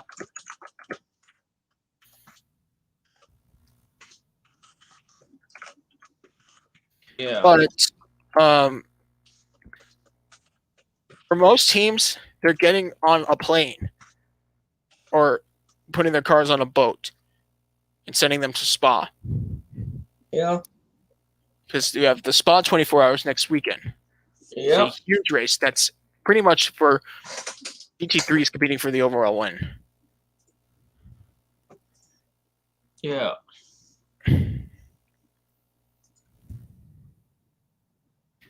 I think that we have a good outlook on what to expect for Le Mans.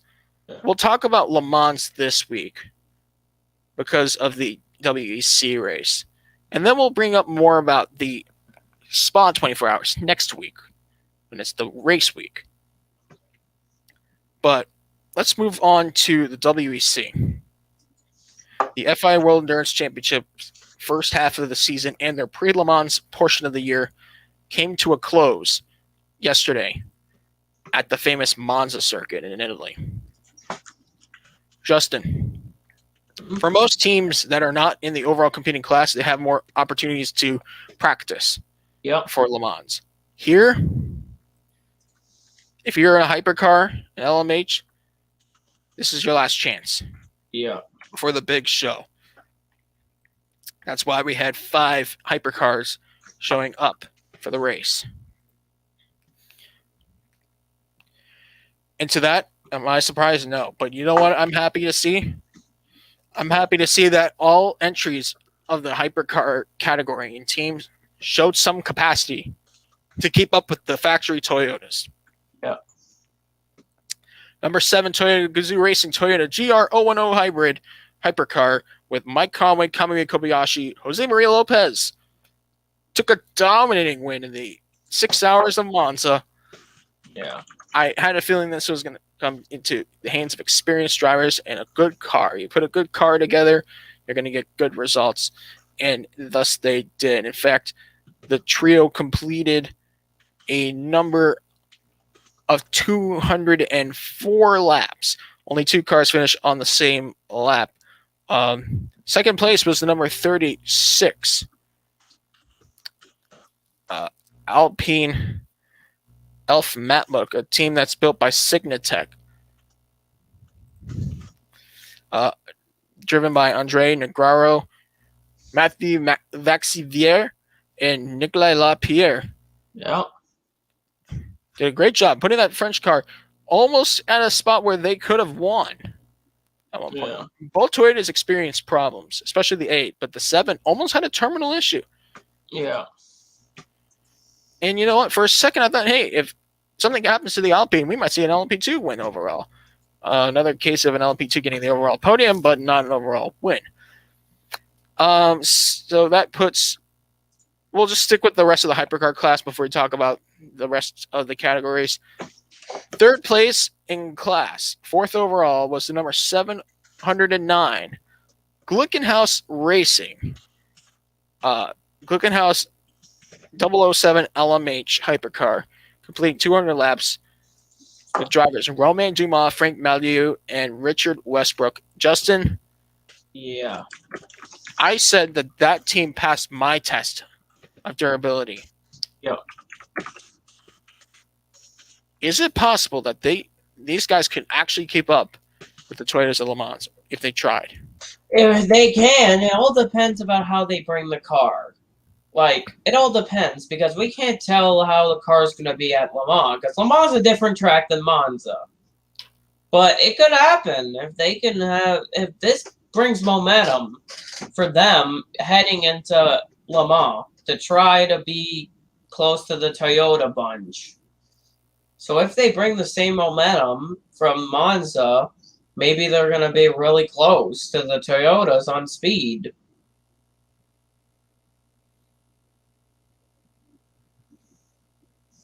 You know, it's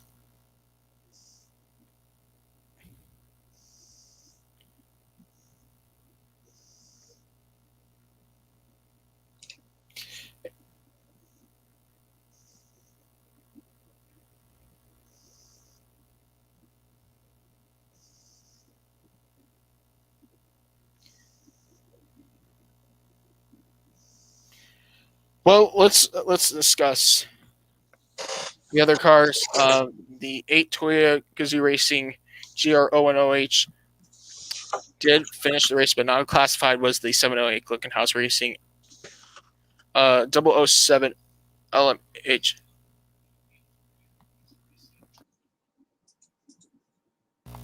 All right, I'm back. But I was gonna say is that like, if there's anything I could note.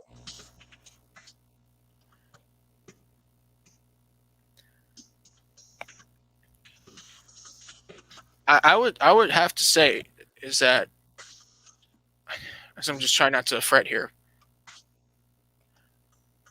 is that we might have a very competitive Le Mans for the first time in the overall category since 2016. 2017. Yeah. I hope I'm right. I really do. I know in the future I will be with the amount of cars or teams moving up in the ranks, with the amount of accessibility that we know we'll get hypercars and LMDH running both IMSA and WEC in the future. So we're going to get a better field for the overall competitors, and I'm glad that we are moving on from the era of one-sided dominance in overall Le Mans racing. Let's move on to the LMP2 class. The LMP2 class, by the way, all the top 5 here ran Orca 07s, just to get that out of the way. LMP2 class was won by, actually, overall podium, 3rd place. Well done for United Autosports. Orca 07, number 22 of Phil Hansen, Fabian Scheer, and Philippe Albuquerque, putting a great drive together in that car. They completed a total of 200 laps flat, 4 laps off the overall winner, believe it or not. That's incredible. Yeah. Good run for them. 2nd place in class was the number 31 Team WRT Orca 07 of Charles Milsey, Robin Freins, and Ferdinand Habsburg. Yeah. 3rd place went to the LMP2 team that got the honors for Pro-Am Cup. Racing Team Netherlands, Paul Chadin, Nick de Vries, and Fritz van Aert brought number 29 into the class podium.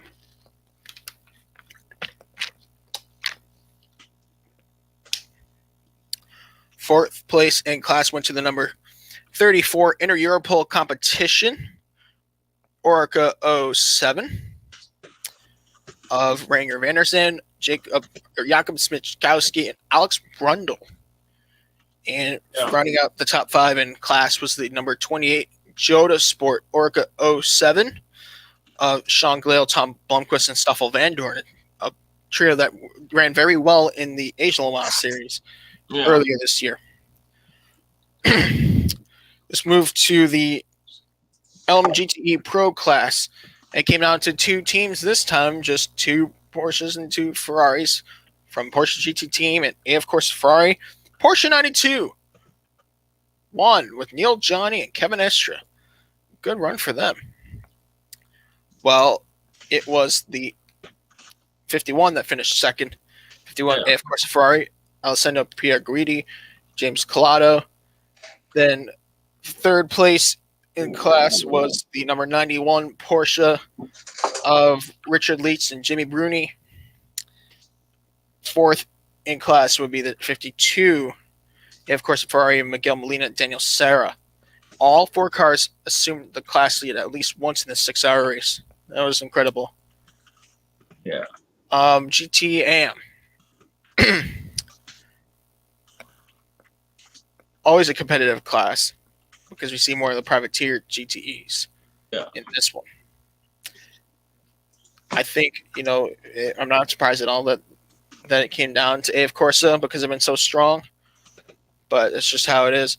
Number 83, AF Corsa Ferrari 488 GTE Evo.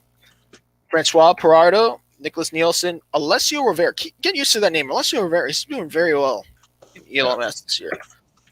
2nd place was the number 98 Aston Martin Racing, Aston Martin Vantage AMR GTE, driven by Paul Dall'Anna. And Marcos Gomez. Yes, Marcos Gomez and Gustav Farfus. Yep. And 3rd place went to the number 777 D-Station Racing, ridden by TF Sport Aston Martin, Tomonobu Fuji, Satoshi Hoshino, and Andrew Watson. Yeah. 4th place through the number 56 Team Project 1 Porsche 911 RSR. I had them. No, actually, I don't know if I had them, but I had. You had the. No, you had the 33. Oh, I meant the 33. Yeah. No. You had the 46. 46. Oh, yeah. I was going to 46. Yeah. I went with the 54. Right. Yeah. 54 out, did the 46. with drivers Matteo Cairoli, Egidio Perfetti, and Ricardo Pera in that 56 car.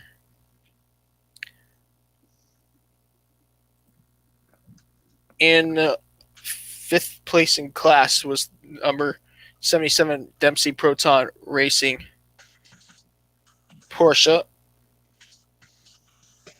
911 RSR Matt Campbell, Jackson Evans, Christian Reed. That was the WeatherTech entry, number 77. And that's it for some of these teams. That's their last dance before Le Mans. For others, it's their next trip before what do you call it? Going to the States to run the IMSA race and run America, or the 24 Hours of Spa, which is next week. Teams like, of course, Iron Lynx, Aston Martin Racing, and whatnot. They'll be at Spa.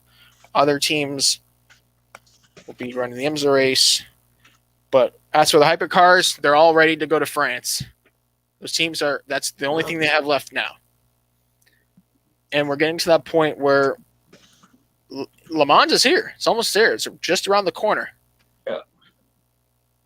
I think this year we're going to have a great, Le Mans 24 hours. We'll talk more about that in the next podcast, but I think because that's for a whole nother discussion on some. We have more racing to cover. Yeah.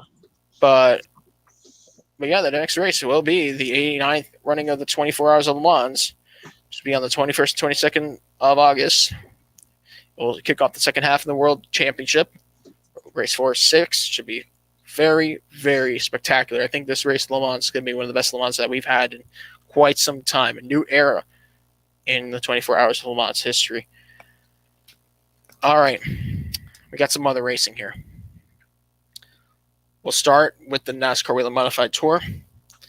At New Hampshire, Justin, take it away.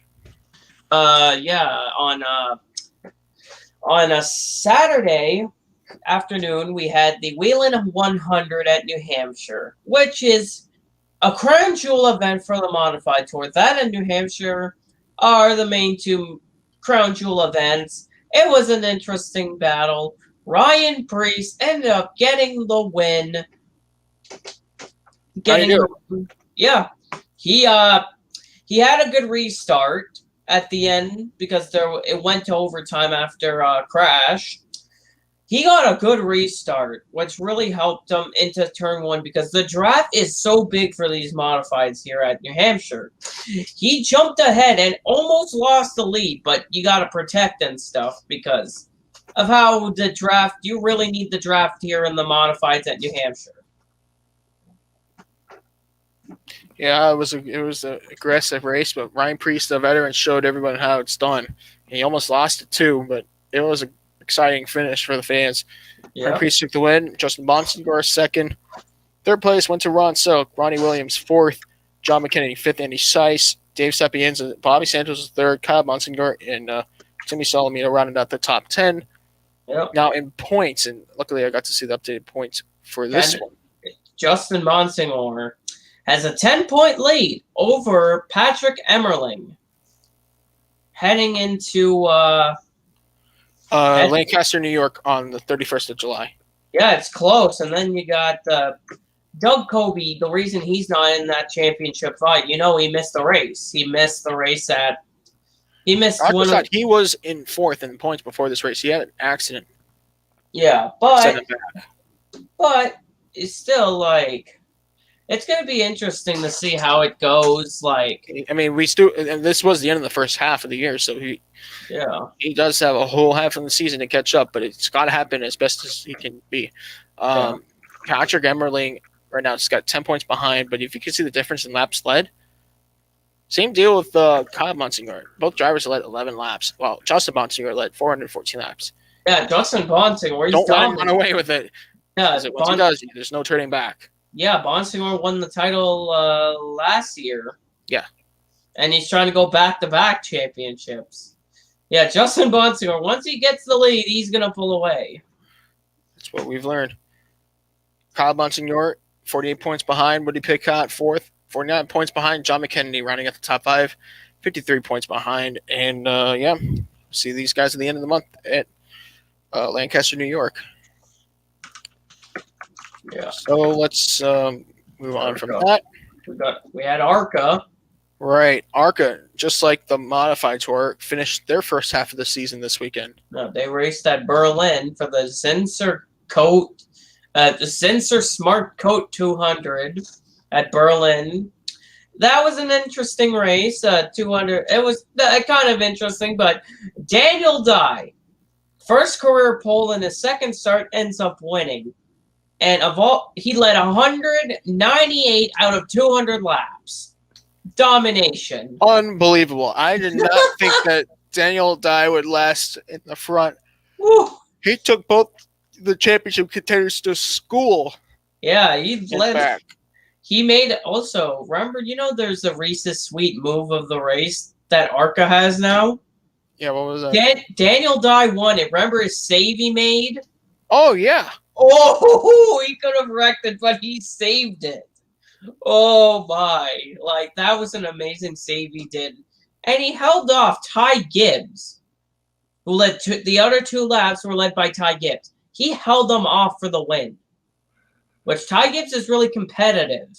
And he held them off, which is just impressive. Oh yeah, that's for sure. Ty Gibbs led 2 laps. He finished second. Corey Heim started and finished third. But that points lead is slowly diminishing again. Taylor Gray, 4th. Jesse Love, 5th. Fun fact, the top 6 starters finished in the top 6 finishing positions of this race. Nick Sanchez. But then it stops with Mason Mingus, Gracie Trotter, Owen Smith, and then Morgan Alexander rounded out the top 10. Rest of the final results included Alex Clubb, Tom Alford, Zachary Tinkle, Brad Smith, Tony Costantino, and Mike Basham. It was a 16-car race to close the first half of the season. Yeah. What does the championship look like, Justin? It's a 5-point difference. Yeah, it's Corey Heim has 5 points over Ty Gibbs heading into Iowa, which is this weekend. Yeah, it is close in points for the points lead still. Ty Gibbs and Corey Heim, they're duking it out. It's going to be a close championship fight to the end. Did you know, for those who don't run or watch ARCA to the fullest, and this was the first ARCA race won by a manufacturer outside of Toyota and won by a name outside of Corey Heim and Ty Gibbs. Yep. That is incredible numbers just to think about. So Ty Gibbs, he's at 533 points behind, and then just around at the top 5. Tad Moffitt, 464 points. Nick Sanchez, 447 points. Brad Smith, 285 points. It's really coming down to the top 2 right now. Ty Gibbs, he's just hanging on. Every time he does something, Corey Heim does something else that prevents Ty Gibbs from getting the points lead. Yep. That makes it all so entertaining to watch. But like Corey Heim, the thing is, Ty Gibbs, his worst finish is in the 20s. Remember he crashed out at Talladega? Do you want to know what Corey Heim's worst finish is so far this season? Yeah. 7th. Remember he got a penalty? Remember that penalty he got at Mid-Ohio for jumping the start? He got 7th in that race. 7th is worst finish. Gosh, he would have done very well if he didn't get the penalty. So it just shows you how strong of a driver he is. Oof. But next week or this upcoming weekend will be their next race, the Iowa 150, round 11 and 20. It kicks off the second half of the ARCA Menard Series. However, they'll be racing in conjunction with the East Series. Yep, it's combo event. What round is that for? For the ARCA East, it's round 6 of 8. Yeah. All right. So Iowa will kick off the second half season. It should be fun to watch. There's not a lot of conflicting events in motorsports. There's a way for it. So I would definitely tune in for it. Yeah, that ARCA race, I remember watching it with Joseph and them on Skype, and it was an interesting race. For sure. So we have SRX. Yes, SRX and the W Series to continue on with this. All right, well, kick it off. Let's talk about the race first and then the championship second. The conclusion of the first ever Superstar Racing Experience Championship. And what should I say? Yeah, it was interesting.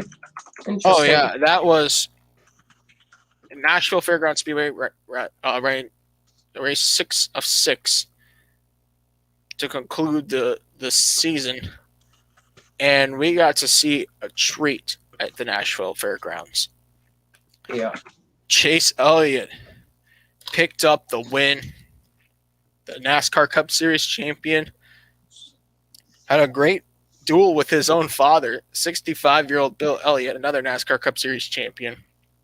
One heat won, but it was separated by Tony Stewart, who won the championship by finishing second in the race. Yeah. It was actually clinched by the points he accumulated in the heats. A great way to go out for the first season. Bobby Labonte 4th, Paul Tracy 5th. 9th place, Heat 2 winner Helio Castroneves. Take a look at the final standings for the top 10 in the Superstar Racing Experience. At the end of 2021, the top 10 in points. Tony Stewart had a dominating championship win. Ernie Francis Jr. finished 2nd. Marco Andretti 3rd. Bobby Labonte 4th. Helio Castroneves, Michael Waltrip, Paul Tracy, Haley Deegan, Bill Elliott, and Tony Kanaan were your final top 10 in the championship points. What do you think about the first ever SRX season, Justin? Looking back at it now.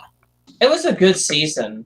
Like, we had competitive racing, which was really good that we had good competitive racing. The only downside, there was one downside, the fun flags. Remember those fun flags? Yeah, basically bunching the field up again. That was a bit annoying, but racing's been solid. We had good races, some dominating races, but we had good races. The moves on the track, interesting moves. It's been an interesting season. And it was fun to tune in every Saturday. It's going to be interesting. No SRX on Saturdays anymore. It's going to be weird getting used to no SRX on Saturdays, but it was a fun series to watch on TV. CBS did a good job with the broadcast. Oh, for sure. They get an A+. Yeah. And if they end up picking up a contract, which I believe NBC just announced an extension to IndyCar's contract. But, CBS did a good job with the coverage, and they had names that we knew about, like Brad Doherty, Matt Yoakum. There were so many names. How about Alan Bestwick and play-by-play? Yeah. That was amazing. Yeah. And we brought some other commentators, too, like Danica Patrick, Dario Franchitti, James Hinchcliffe, Lindsay Zarniak hosting. Matt Yoakum. Was amazing. Matt Yoakum, longtime reporter for Brad Doherty, NBC. Brad Doherty. Oh, I like the SRX. And now let's, just for fun, because we're almost done with this discussion, and we're not going to talk too much about SRX for the rest of the year, but what would you like to see in the future of SRX? SRX, there's so many things I would like to see, who would you like to see in the series? Oh, there's so many drivers that would be really interesting. Like Dale Earnhardt Jr. would be interesting to see him in the SRX. Like there's so many drivers that I would like to see in the series.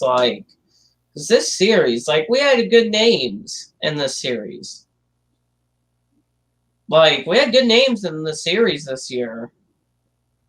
Competitors that were really competitive. But I feel like there's so many names. It's hard to pick names for the next SRX season. Because there's so many that are really talented. That are really legends in the sports. I have ideas. I mean, there's so many drivers that I think that can make up for SRX next year. Here's a good name, Sheldon Creed. He's won all the Stadium Super Truck. He's won so many races in Stadium Super Trucks. He's an ARCA champion. He's a Truck Series champion. Yeah. He meets and those cars. He would do so good in them. I did think twice before putting Sheldon Creed in that car because he probably dominated it. But Dale Earnhardt Jr., like you said, would be a good addition. Yeah. How about some other names? What about Sebastian Bourdais? Yeah. That would be cool. Another good name, Sam Hornish Jr. Yeah. Scott Pruitt. I mean, we've seen drivers over the age of 60 enjoying the time they spent here. Drivers in their 50s. That's what I love about the SRX. Is that it wasn't just any kind of like active driver series like Aric was at one point. This was like the first ever, like when Nintendo announced Super Smash Bros. On the N64 in 1999. This was like their first cast. All the superstars from the Nintendo games coming into one to play a fighting game. And we learned later that the Super Smash Bros. Franchise would become an instant success on the Nintendo platforms. That's what I feel like the SRX has been. It's like the Smash Bros. For racing. All the superstars from motorsports past and present come together for just 6 weeks to fight for supremacy. I love that. I can't wait to see what they have in store next year. Honestly, wish SRX could go on forever. It was a great experience. How about SRX on a road course maybe next year? What about SRX? Yeah. Trying out some different circuits. I could say South Boston would be a great track for SRX next year. If we want to do a road course, Lime Rock Park might be good. It's a short lap, and it's in that northeast region where it seemed like everything got started. Next year, the Canadian border should be fully open for sure. What about a race at Jukasa? A great track. Yeah, the Jukasa Motor Speedway. That's a good track. I've seen it. Like, I've not been there, but I've seen. How about Antigonish? That's a great track. Yeah. Like, think about all the possibilities that SRX could go next year. What about track on the West Coast? Irwindale Speedway would be a huge hit for the fans. Yeah. And if the new version of Auto Club Speedway is ready, that would put on a good show too. Yeah. A lot of exciting things. And about the drivers, I mean, a driver I would like to see SRX could be Mark Webber. Maybe he'll get this chance next year without the quarantine being in the way, most likely next year. Jenson Button, another driver. I think we could get a world champion in there. Jenson Button might be a great fit. Yeah.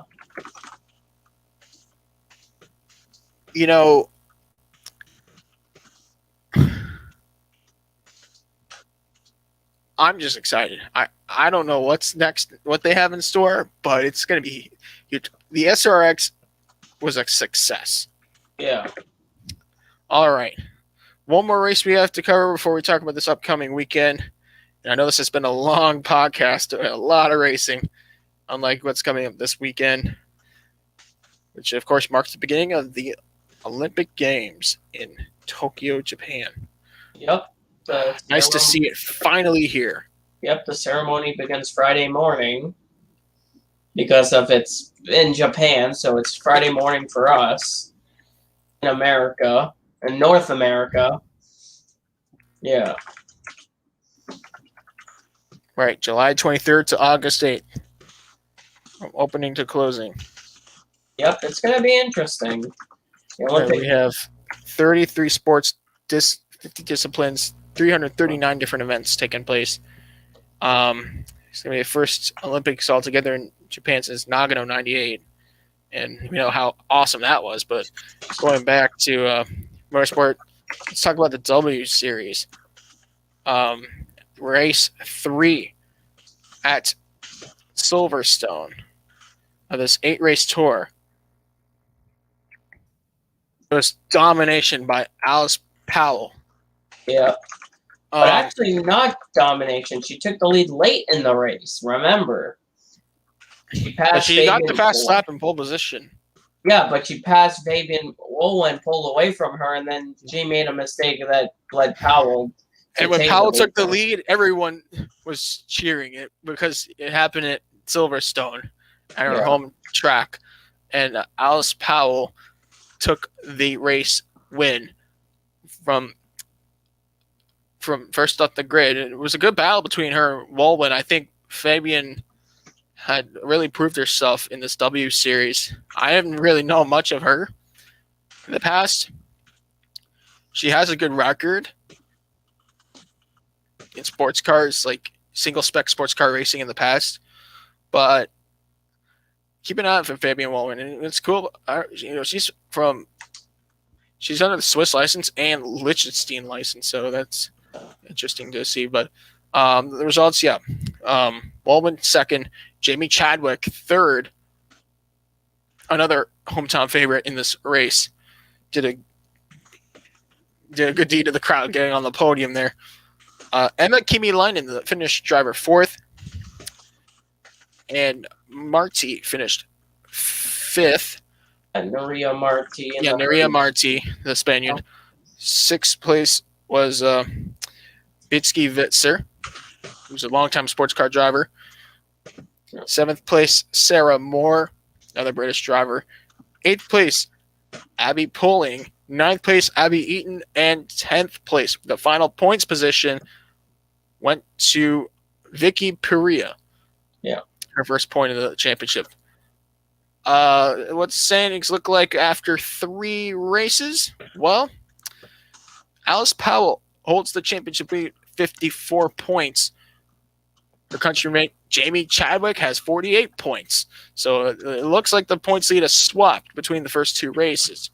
Sarah Moore sits steadily in third at 36 points. 2 points behind her, though. Fabian Woolwin is catching up. So British drivers 1, 2, 3. And then we have Fabian Woolwin, the Liechtensteinian Swiss driver, in fourth. And how about Emma Kimi-Leinen? I mean, Emma Kimi-Leinen is doing this at the age of 32.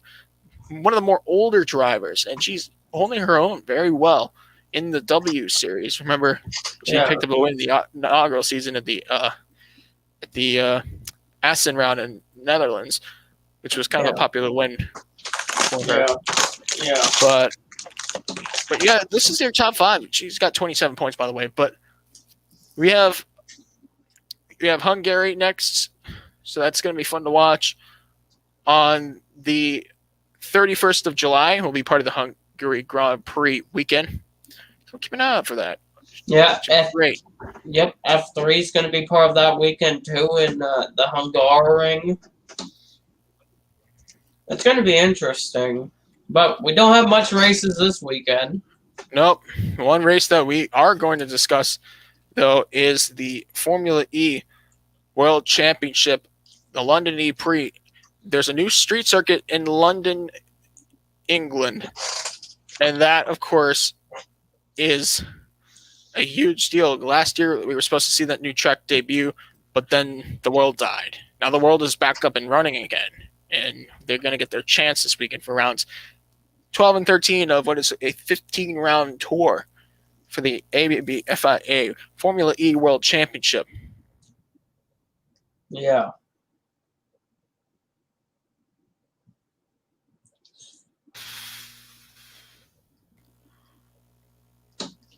Yeah, it's going to be, we have 2 events, 2 races, Saturday, Sunday, London E Prix. It's going to be interesting, London E Prix. Yeah. They're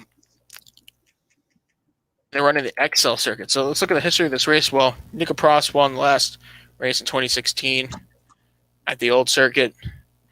The first race was held. Sebastian Bourdais won it, 2015. Wins count, Nicolas Prost, 2 wins. Did I say Sebastian Buemi? You said Sebastian Buemi this time, not like earlier. Okay. Sebastian Buemi, because I wrote down Bourdais by accident. I'm ridiculous. And then Sam Bird won the other race. So that means if you're driving for EDOM, you're probably going to have a good record. But then again, it's a new track. 3 wins for them, 1 win for Virgin Racing, 3 wins for Renault, 1 from Virgin. But then again, we don't know what to expect, but what we do expect is a very competitive championship battle. Yeah. Sam Bird has 81 points. He's tied for second and third, 76 points. Antonio Felix da Costa, he's come back to life. And Robin Freins, 76 points. Eduardo Mortara, 72 points. Nick Cassidy, 70 points. Even as far back as Johnny Verne, 68 points. Not that far behind. I'd say from Rene Rast on back, it's going to be a tall order to get up there.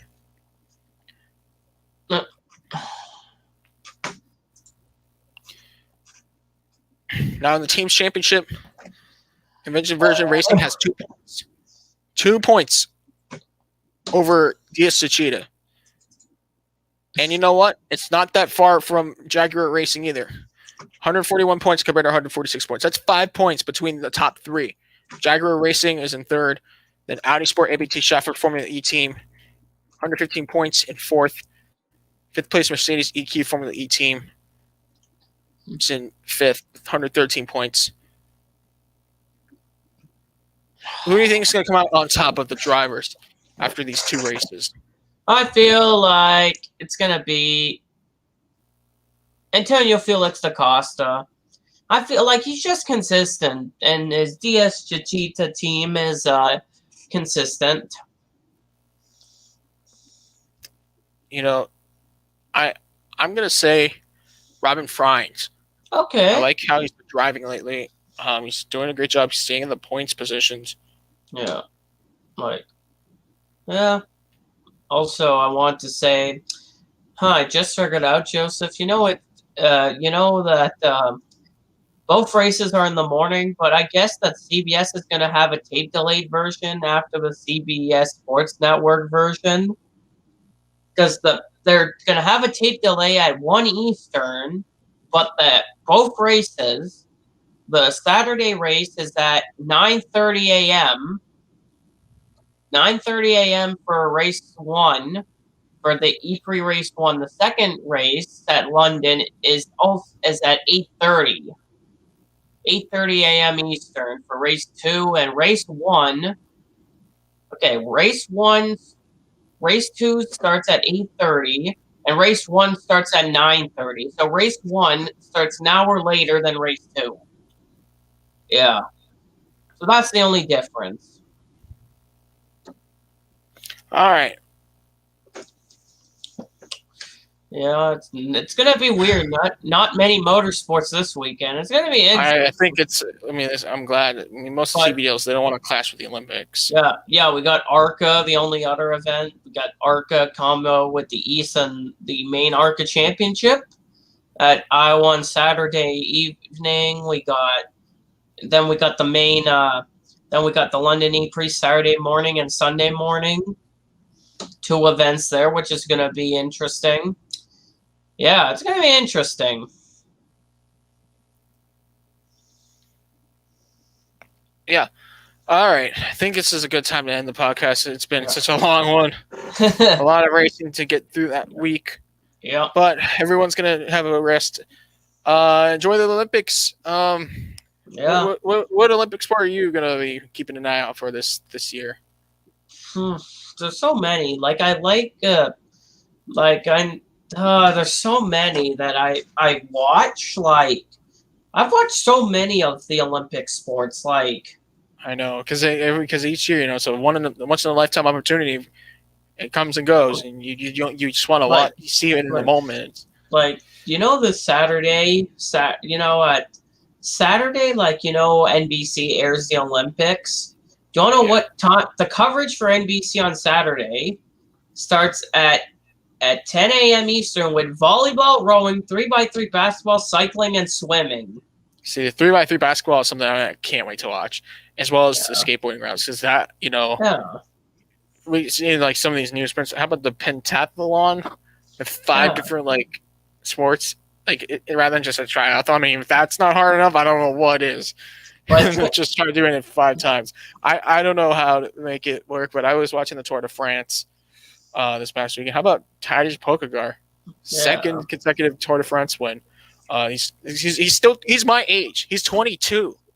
Wow. He's got 2 Tour de France names. I got to do something with my life because I'm 22. What are you gonna go? What are you gonna? I know I'm not going to drop World Racing Media to become a professional cycler. I don't listen. There's no dope anymore that can help me be good right off the bat. I can't do the Lance Armstrong anymore. They'll sit me down with Oprah Winfrey, and my life will be taken from the record books. Oh God! Oh my gosh! I just remembered. Yeah, I had to get that in. But sorry to be so controversial. But Olympics, NBC Sports, and in Canada, TSN, CBC. That's going to be interesting watching that. The London E-Prix on Saturday morning and Sunday morning. And London hosted the 2012 Summer Games. I actually remember that. I used to have that game on the Wii.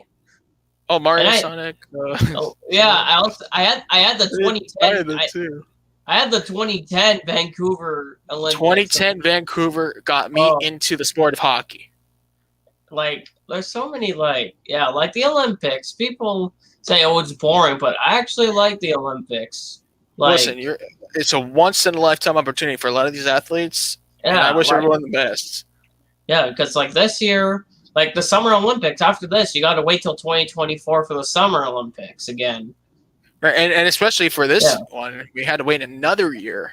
Yeah. To get it all together, and now here it is. Yeah. So I think this is a good end of the podcast. I'm getting hungry for dinner. Yep. All right. For my partners, Daniel Ford, Justin Everett, I am Joe Laney Powell. I'm going to sign off tonight. Enjoy the games. We'll see you guys next week for episode 121. See you next time.